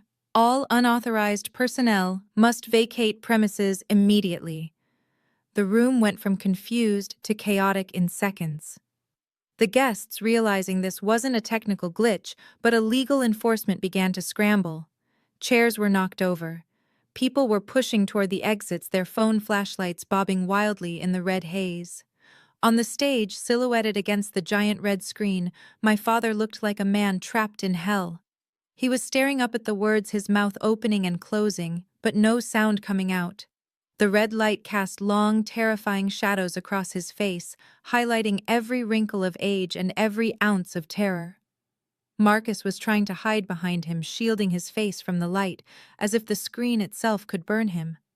Jessica was on her knees trying to gather her skirt, looking around for someone to blame, someone to yell at, but there was no one left to listen. I stood perfectly still in the center of the storm. The red light washed over me, but I didn't feel afraid. I felt authorized. I looked at my phone again. A new notification popped up. "Protocol active. NYPD dispatched for eviction assistance. ETA 4 minutes." I slipped the phone back into my bag. The chaos around me was a symphony of my own composition. The screaming, the running, the shouting. It was the sound of a false kingdom crumbling to dust. Otis finally found his voice. He ran to the edge of the stage, screaming into the darkness, his face purple in the red glow. This is a mistake. This is a hack. Someone turn this off. Sophia, where are you? I know you did this. His voice was raw, stripping away the polished preacher persona, revealing the scared, angry man beneath. I didn't answer. I didn't need to. The screen was doing all the talking for me. I simply turned and began to walk toward the main exit, the crowd parting for me, not out of respect, but out of fear. In the red light with my black dress flowing around me, I must have looked like the angel of death they had all been warned about. The party wasn't just over, it was extinguished. And as I pushed open the double doors, letting the cool night air hit my face, I heard the distant wail of police sirens approaching. The cleanup crew had arrived. The heavy double doors swung open with a synchronized precision that commanded attention even amidst the chaos. The red emergency lights cast long, dancing shadows across the entryway, but the group of men who stepped through were not the police officers my father had been screaming for. They were something far more terrifying to a man who had built his life on debt and deception. They were corporate lawyers. Leading the phalanx was Mr. Sterling, the general manager of the Vantage Point estate. For years, my father had treated Sterling like a glorified butler, snapping fingers at him to fetch better wine, or complaining about the temperature of the soup. But tonight, Sterling looked different. He wasn't wearing his usual hotel uniform. He was dressed in a sharp charcoal gray suit that cost more than Marcus's leased Mercedes. Flanking him were 5 other men carrying leather briefcases, their expressions carved from granite. They moved into the room with the unstoppable momentum of a tidal wave, parting the sea of panicked guests who scrambled to get out of their path. Otis, seeing a familiar face, lunged forward from the edge of the stage. He looked like a madman, his tuxedo disheveled, sweat pouring down his face, his eyes wide with a desperate, frantic hope. Sterling Otis screamed, waving his arms wildly. "Thank God you are here. This is a disaster. The system has been hacked. Someone turned off the lights and put this garbage on the screen. It is her. It is Sophia. I want you to arrest her. I want her thrown out of here immediately." My father reached out to grab Sterling's arm, expecting the usual deferential treatment, expecting the man to bow and scrape and apologize for the inconvenience. But Sterling didn't stop. He didn't slow down. He didn't even blink. He walked past Otis as if my father were made of smoke. He didn't acknowledge. The screaming man didn't look at the outstretched hand, didn't offer a single word of comfort. The breeze from his passing suit jacket was the only response Otis got. My father was left grasping at empty air, stumbling forward, his mouth falling open in sheer confusion.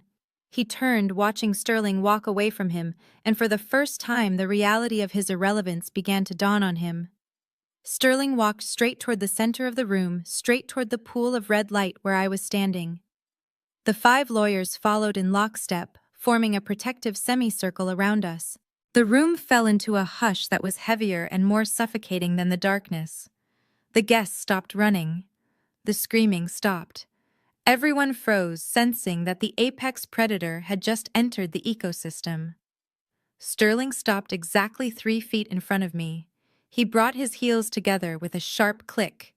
And then, in front of the entire assembly of Fairfield's elite, in front of the parents who had called me a beggar and the brother who had called me useless, Mr. Sterling bent at the waist. It wasn't a nod. It wasn't a casual greeting. It was a deep, formal 90-degree bow of absolute respect and submission. He held the position for a long, agonizing second, letting the image burn into the retinas of everyone watching. When he straightened up, he didn't look at me with the pity I was used to receiving in this town. He looked at me with reverence. "Good evening, Chairwoman Brooke," Sterling said, his voice clear and projecting to the back of the silent room. The title hung in the air like a guillotine blade. Chairwoman. Not Sophia. Not the daughter. Chairwoman. I apologize for the delay in the transition protocol. Sterling continued, his tone professional and crisp. My team has secured the perimeter. The local police are holding the outer gates to ensure no unauthorized assets leave the property. We have also locked down the administrative offices as you requested. He paused, glancing briefly over his shoulder at the stage where my family stood, frozen in a tableau of horror, before turning his eyes back to me. "We are awaiting your command, Chairwoman. How do you wish to proceed with the trespassers currently occupying the stage?" The silence that followed was absolute. You could have heard a pin drop on the carpet. I looked past Sterling to the stage. Otis looked like he had been struck by lightning. His face was a mask of gray shock, his mouth opening and closing like a fish out of water. The word chairwoman was bouncing around his skull, shattering every perception he had held for 30 years. Beatrice had collapsed into a chair, clutching her chest, her eyes bulging as she stared at the man she had treated like a servant, now bowing to the daughter she had treated like dirt. Marcus was gripping the podium, his knuckles white. He looked from Sterling to me, and I saw the moment his world fractured. He looked at the folder on the table, the one he had mocked, and realized that the janitor joke was the noose around his own neck. And Jessica. Jessica was the most satisfying of all. She was standing frozen, one hand still clutching her empty ring finger, her face drained of all color. She looked at Sterling, then at me, and I saw the terror of a woman who realizes she has just declared war on a nuclear power. I didn't answer Sterling immediately. I let them marinate in the fear. I let the word trespassers sink into their bones. They weren't the hosts anymore. They weren't the guests of honor. They were intruders in my house. I slowly walked over to a nearby table where a bottle of vintage Cabernet, one of the few bottles Marcus had actually managed to open before his card was declined, was sitting. I picked up a clean glass. I poured the wine, the dark red liquid swirling in the glass, matching the ominous glow of the screen behind me. I took a sip. It was full-bodied, complex, and tasted like victory. I turned to Sterling. "Have the legal team prepare the eviction notices for immediate service," I said calmly. "But first, I have a speech to finish." I walked past Sterling. I walked past the stunned guests, who parted from me with terrified awe. I walked toward the stage. My family shrank back as I approached. Otis took a stumbling step backward, nearly tripping over a monitor. Marcus hid behind his mother. They looked at me as if I were a monster rising from the deep. I climbed the stairs. The sound of my heels on the wood was rhythmic and deliberate. Click, click, click. I walked to the center of the stage, standing right next to the podium that Marcus had used to brag about his leased car. I stood under the giant red screen that declared my ownership. I looked out at the crowd, at the bankers, the pastors, the neighbors who had laughed at me an hour ago. They were all looking up at me now, their faces pale in the red light, waiting for judgment. I raised my wine glass in a mock toast to my father, who was cowering in the shadows of the wings. Then I looked directly into the camera that was still live streaming to the internet, the same feed Jessica had set up to show off her wealth. I smiled. "Welcome to my party," I said softly. The red light pulsed once and I took another sip of wine. "Now let's talk about the rent." I stood at the podium, the smell of my father's expensive cologne still lingering on the microphone he had abandoned. The room was deathly quiet, the kind of silence that usually precedes a sentencing. I looked down at the family who had spent 30 years treating me like an overhead cost they couldn't wait to cut. They were huddled together at the foot of the stairs, looking up at me, not with love, but with the terrified realization that the balance of power had shifted permanently. I placed my wine glass on the lectern and pulled a small remote control from my pocket. It was time to open the books. "You spoke so eloquently about legacy tonight, Father," I said, my voice amplified clearly through the emergency sound system. "You told everyone here that you built a kingdom. You told them that Marcus is inheriting an empire. But you left out the most important part of the story. You forgot to mention that the kingdom is built on quicksand." I pressed the button on the remote. The massive LED screen behind me shifted. The red warning text dissolved, replaced by a high-resolution image of a bank statement. It was dated 2 years ago. The numbers were large enough for everyone in the back row to see, and they were all in parentheses. Red negative numbers. This is the balance sheet for Brooks Enterprises. From October 2021, I announced, using the laser pointer to circle the bottom line. As you can see, the company has been technically insolvent for 24 months. You haven't made a profit since I left for college. Otis stepped forward, his face purple. That is a lie, he shouted, though his voice lacked its usual boom. That is doctored. We had a bad quarter. Everyone has bad quarters. I clicked the button again. A new document appeared.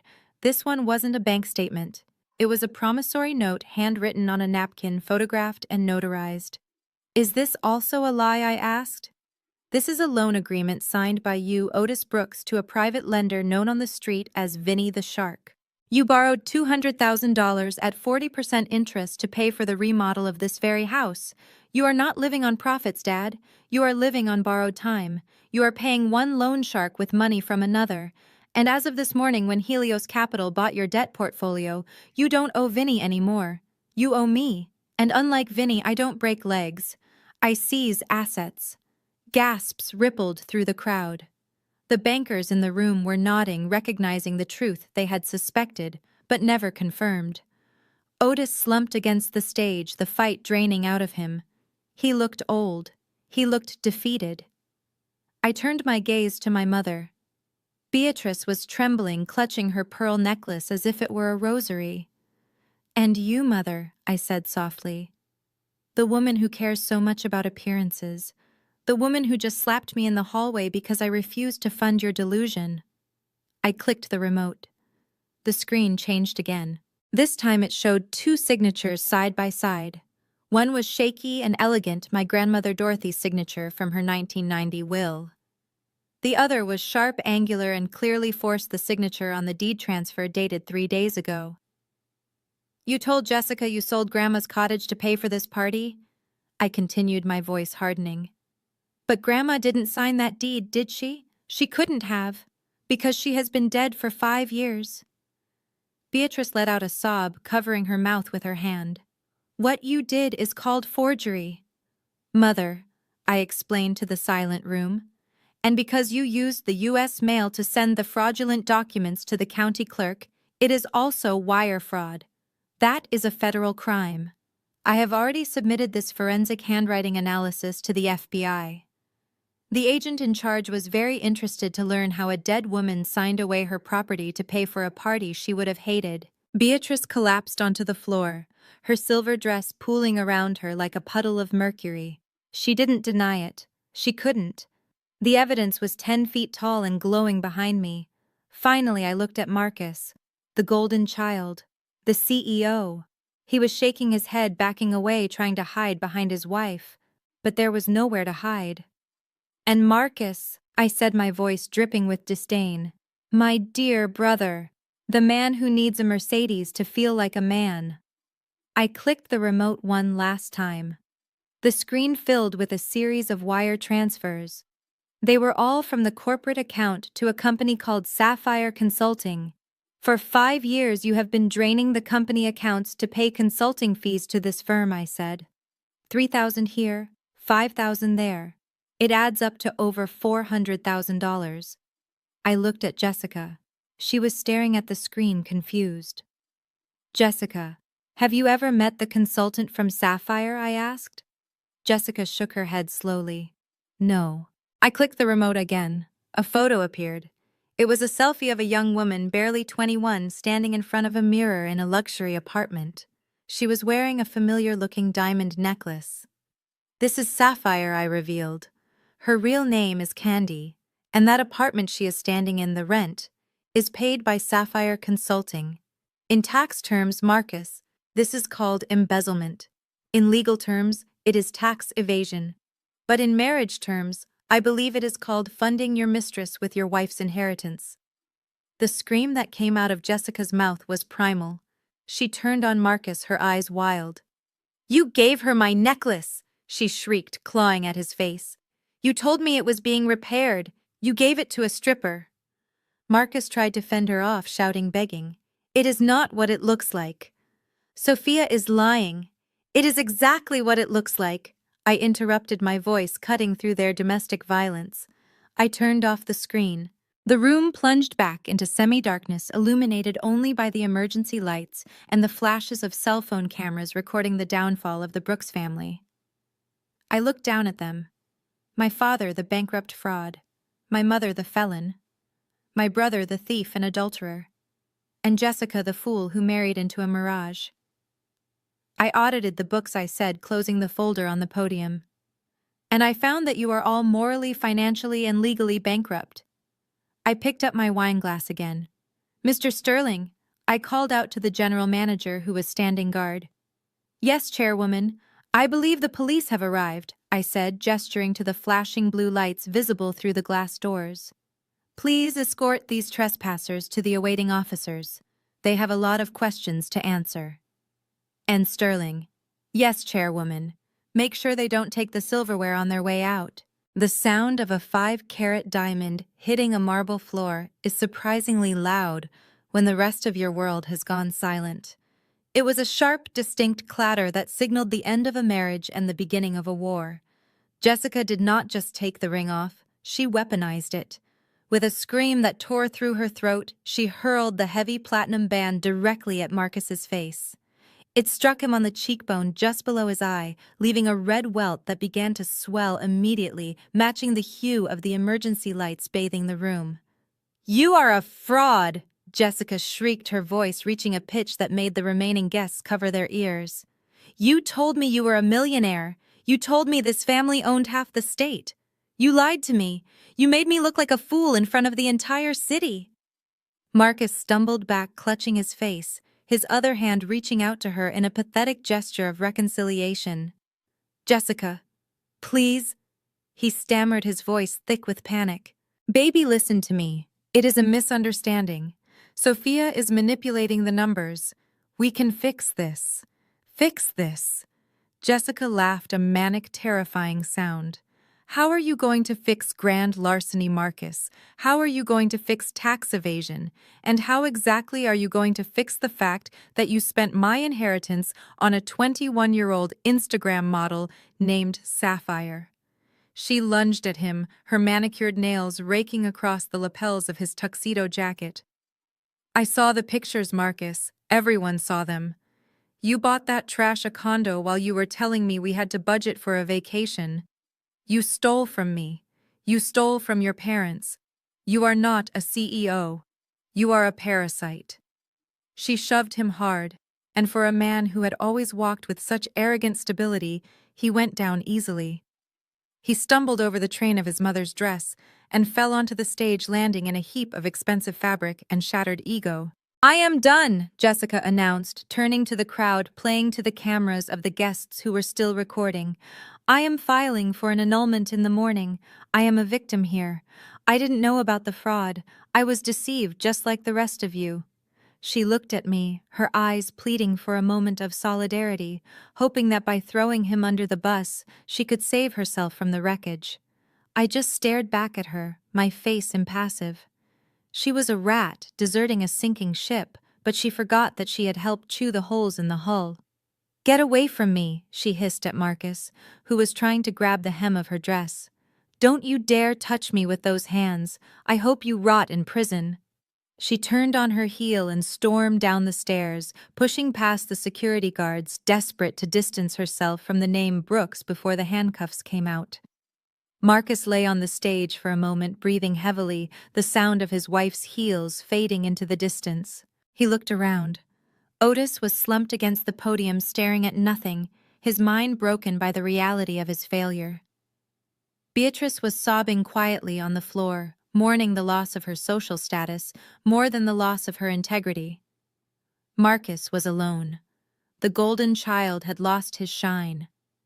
Slowly, painfully, he pushed himself up. He looked at the crowd, but there was no adoration left, only disgust. He looked at the exit, but the police lights were flashing against the glass. He realized, with the terrified clarity of a trapped animal, that there was only one person in the room who had the power to stop the bleeding. He turned to me. I stood there still holding my wine glass, watching him with the detached interest of a scientist observing a specimen under a microscope. Marcus crawled. He didn't walk. He crawled on his hands and knees across the few feet of stage that separated us. It was a grotesque display of desperation. Snot and tears were running down his face, mixing with the sweat and the red mark where the ring had hit him. "Sophia," he choked out, reaching for my hand. I took a step back, moving my silk dress out of his reach. "Sophia, please," he sobbed, looking up at me. "You can stop this. You have the power.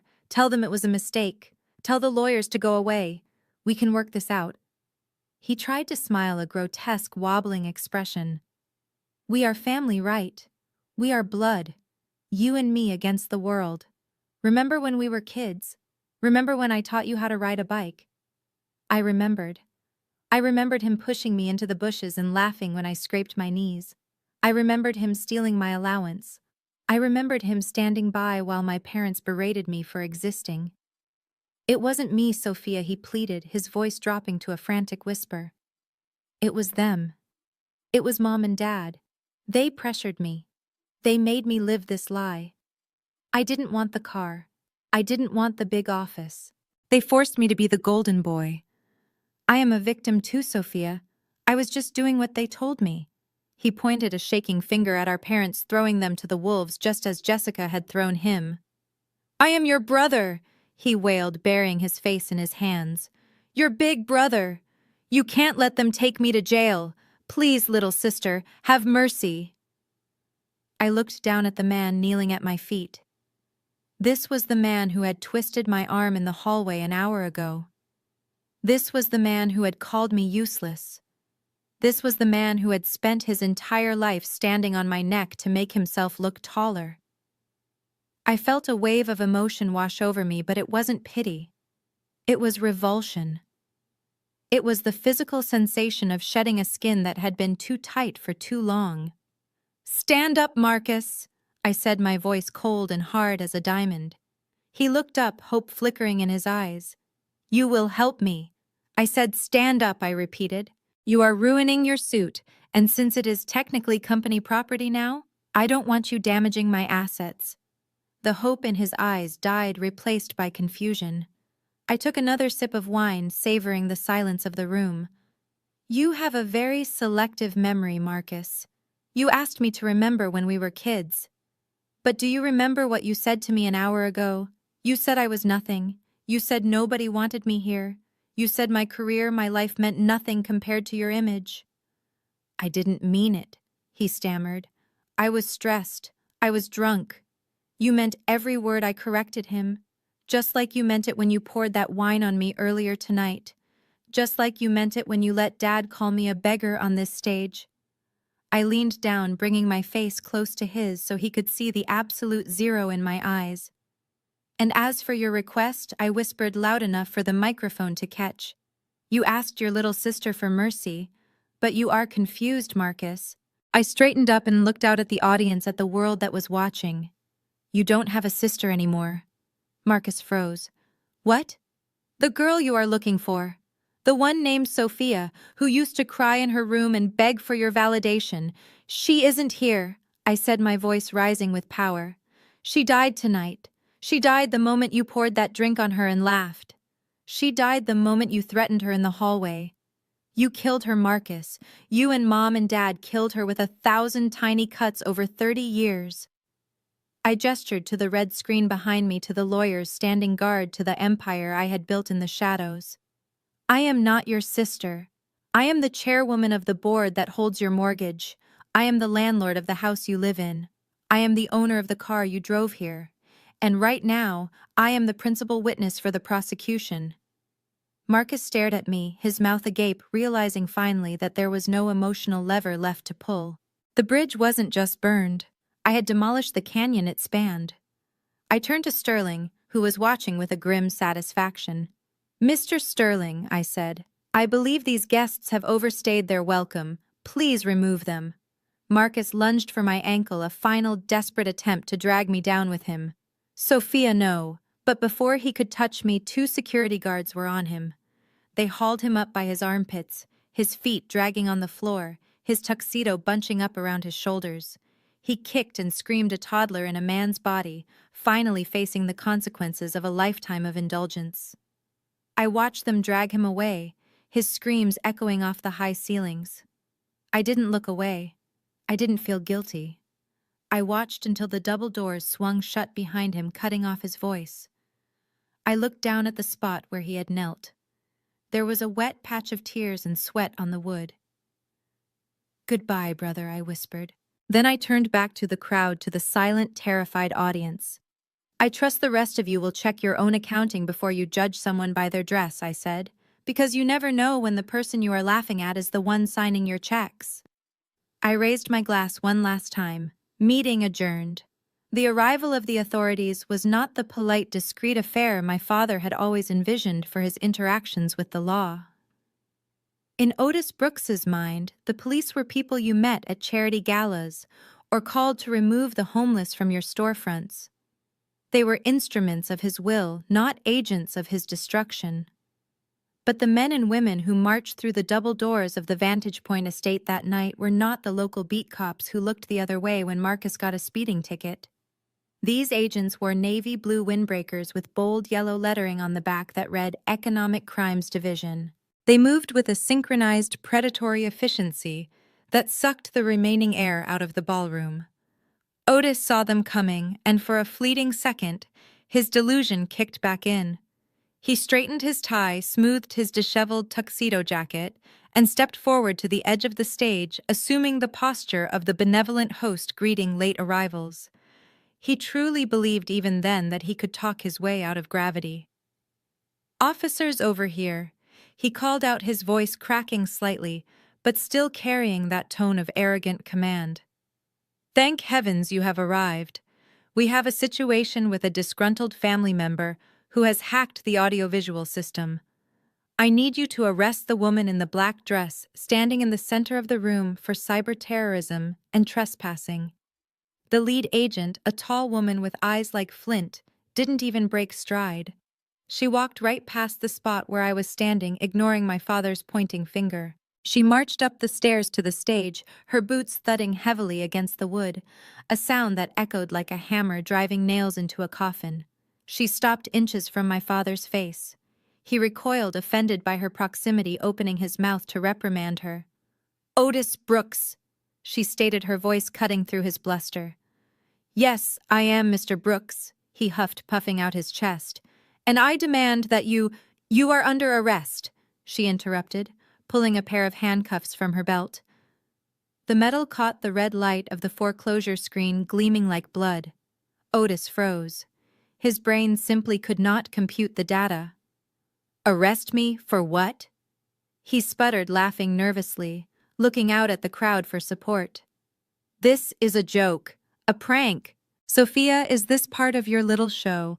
You are under arrest for federal wire fraud, bank fraud, aggravated identity theft, and conspiracy to commit money laundering," the agent recited, spinning him around with a force that made his expensive loafers skid on the floor. Otis let out a howl of indignation. "Get your hands off me! Do you know who I am? I am a pillar of this community. I am a man of God. I know the police commissioner. I will have your badge for this. You can tell him all about it from the holding cell, Mr. Brooks," the agent said, snapping the cuffs onto his wrists. The sound was sharp and final. Click, click. Otis began to thrash, his dignity evaporating instantly. He wasn't a patriarch anymore. He was a frightened animal. He looked out at the guests, his eyes wide and wild. "Help me. Don't just stand there, Jenkins Henderson. Tell them who I am. This is a setup. My daughter framed me. She is the criminal. Look at her. She is the devil." He screamed my name, spitting it out like poison, blaming me for the mathematical inevitability of his own greed. But the guests, the men and women who had eaten his food and drunk his wine for decades, didn't move. They stared at their shoes. They stared at the ceiling. They stared anywhere but at the man being dragged across the stage. While Otis was being manhandled, another officer approached Beatrice. My mother was still on the floor, surrounded by the pool of her silver gown clutching her chest.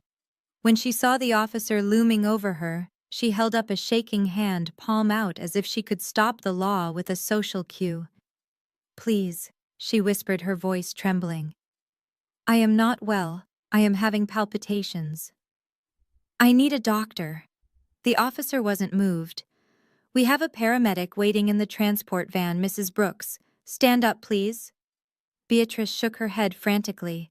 No, you don't understand. I didn't do anything. It was Otis.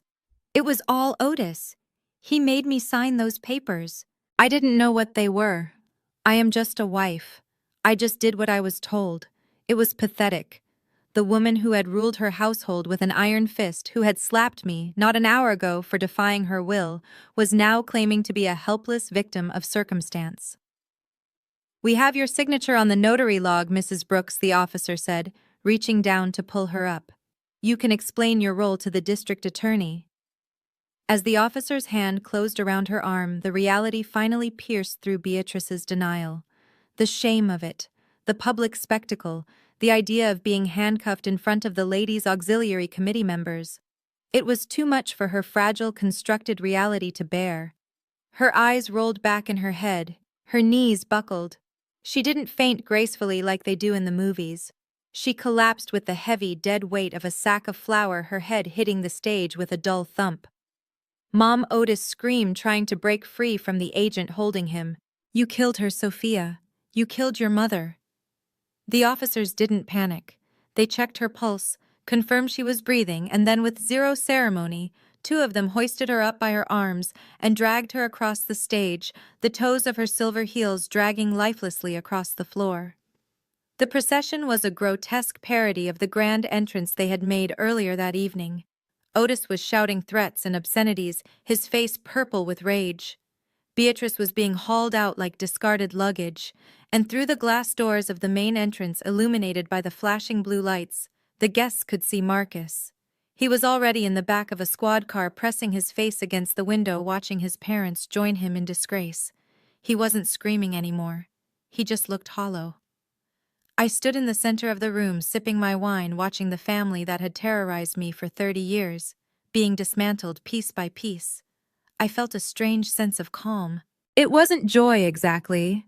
It was the satisfaction of a ledger finally balancing out to zero. When the doors finally swung shut behind the last officer, leaving only the stunned silence of the guests, the atmosphere in the room shifted instantly. The fear that had paralyzed the crowd began to dissolve, replaced by a desperate, cloying need for self-preservation.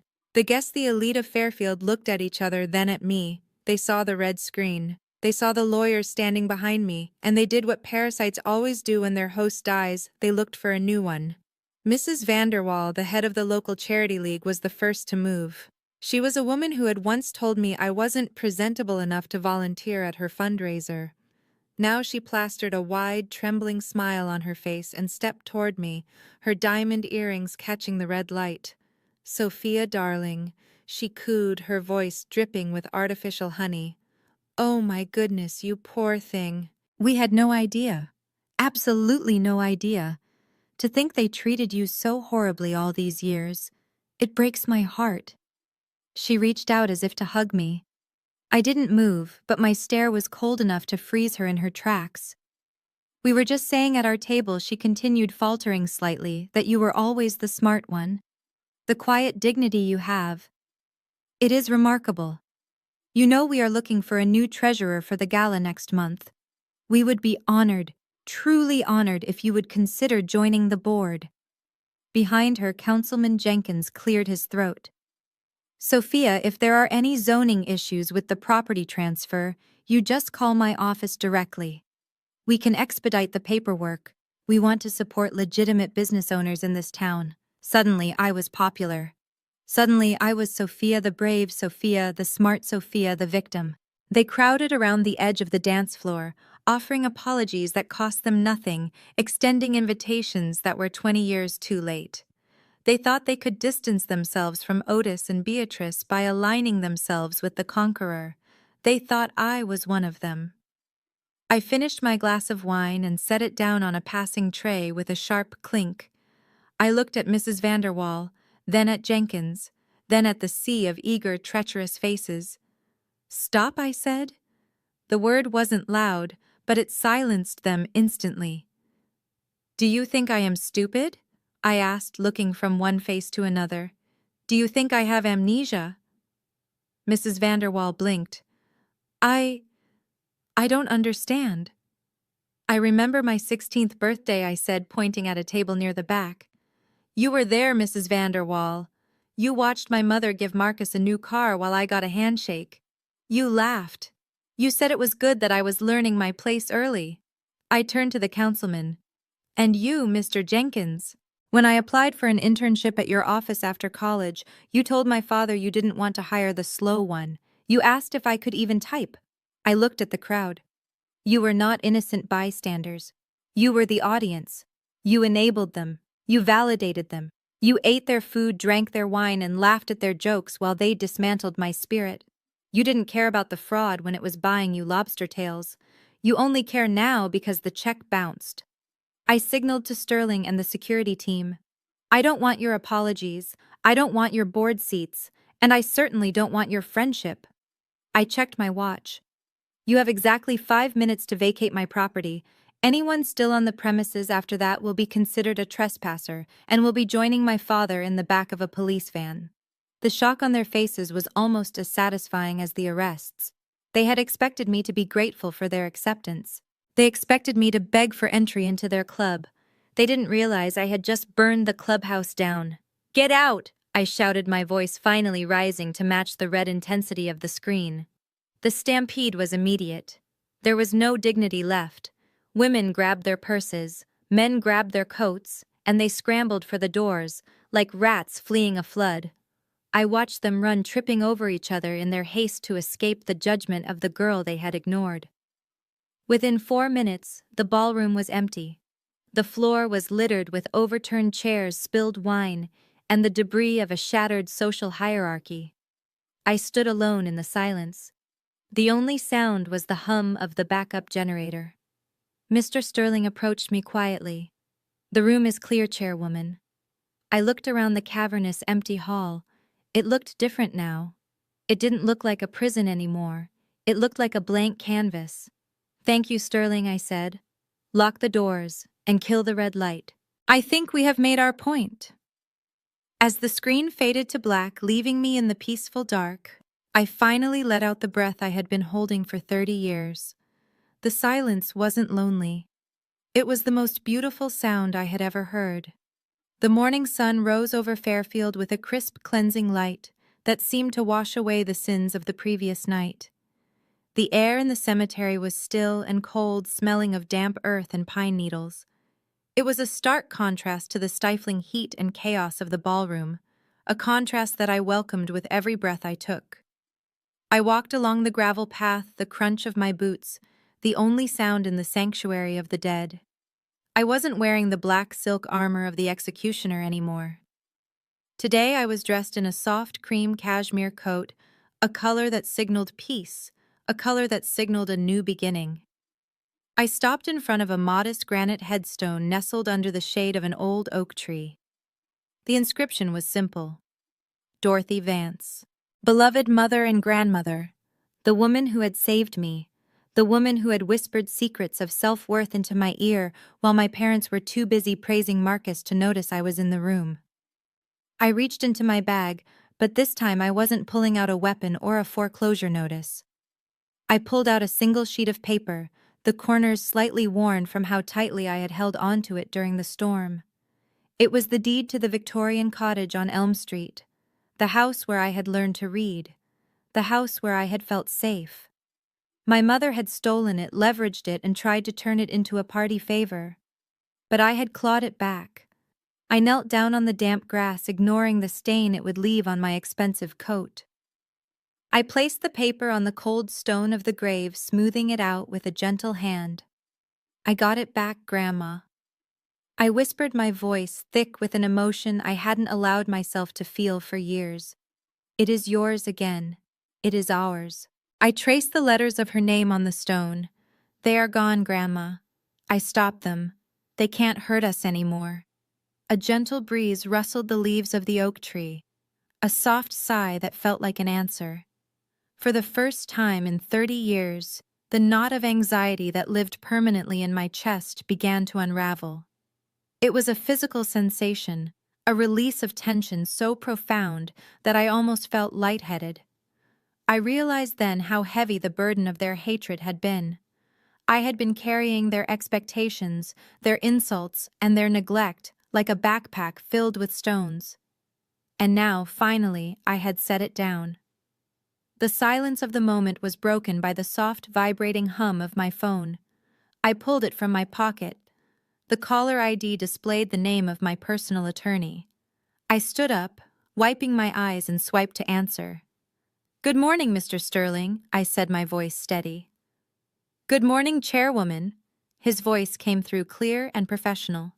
"I wanted to give you a brief update on the fallout from last night. The preliminary arraignment for your father and brother is set for Monday.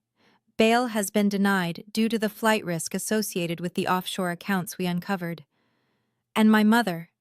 I asked, looking down at the grave. "She is currently under observation at the county hospital," Sterling replied. "But the doctors have cleared her for transfer to police custody by this afternoon. The fraud charges are sticking, Sophia. The district attorney is very impressed with the evidence file you compiled." I took a deep breath. "Good.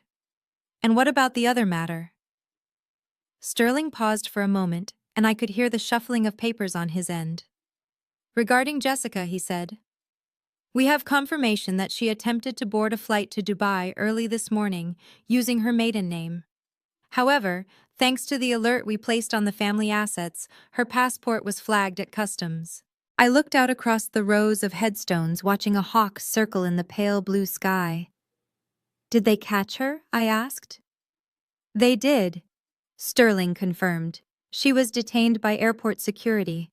The authorities are charging her with conspiracy, aiding and abetting, and possession of stolen property related to the jewelry she was wearing.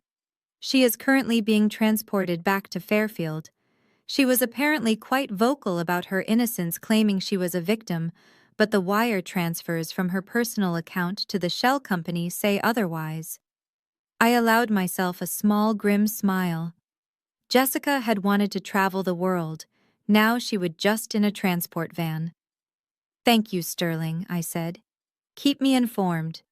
And start the process of turning the Vantage Point estate into that foundation we discussed.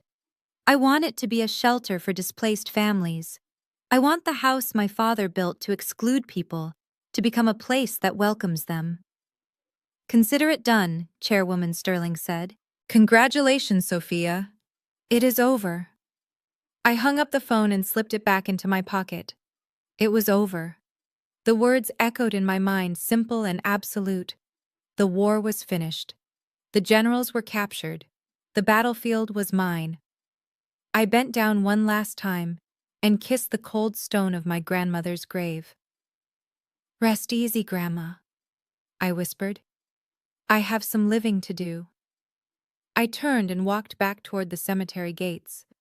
I didn't rush. I walked with the easy, long stride of a woman who answers to no one. Parked at the curb, gleaming in the morning light, was my car. It wasn't a rental. It wasn't a lease. It was a Bentley Continental GT in a deep midnight blue. It was a machine of power and elegance, a symbol of the success I had built while my family was busy laughing at me. I opened the heavy door and slid into the driver's seat. The smell of hand-stitched leather filled my senses. I pressed the start button, and the engine roared to life, a low, powerful growl that vibrated through the steering wheel. I adjusted the rearview mirror. For a second, I looked at my own reflection. I didn't see the scared little girl anymore. I didn't see the black sheep. I saw a survivor. I saw a victor. I put the car in drive and pulled away from the curb. As I drove down the winding road that led away from the cemetery and back toward the city, I passed the turnoff that led to my parents' old house. The house where I had been ignored. The house that was now wrapped in police tape. I didn't turn my head. I didn't glance in the rearview mirror. I kept my eyes fixed on the horizon, where the skyline of the city rose like a promise of infinite possibility. I had spent so long looking back, trying to understand, trying to fix, trying to be enough. I was done looking back. The road ahead was wide open. I rolled down the window, letting the cold wind whip through my hair. I thought about the guests who had scrambled to apologize. I thought about Marcus kneeling on the floor. I thought about the look on my father's face when the lights went out. They had called me a beggar. They had called me a failure. They had tried to bury me, not realizing that I was a seed. And now the harvest had come. The sweetest revenge is not making them suffer, though they surely will. It is not about anger or shouting or lowering yourself to their level of cruelty. The sweetest revenge is simply taking the light they tried to steal from you and turning it up so high that it becomes a beacon. It is about letting them see you, really see you for the first time, right at the moment they realize they can no longer reach you. It is about standing in your truth, radiant and untouchable, while they are left stumbling in the darkness of their own lies. They wanted to see what I was worth. Now they know, and the price of admission was everything they had. My name is Sophia. I am not a daughter. I am not a sister. I am the architect of my own destiny. And this open road, this silence, this peace, this is my empire. Sophia's journey teaches us that the loudest person in the room is rarely the strongest. For years she endured humiliation, not because she was weak, but because she was strategically building a foundation that no one could shake. Her silence wasn't submission, it was preparation. We learn that true power doesn't need to scream for attention or seek validation from those committed to misunderstanding us. The ultimate victory lies in knowing your own worth when the world tries to discount it. When you build your own empire in the shadows, you don't need to fight for a seat at their table, you can simply buy the building. If Sophia's silent victory resonated with you, please hit the like button and subscribe. Have you ever had to cut ties with toxic family members to protect your peace? I'd love to hear your story in the comments below.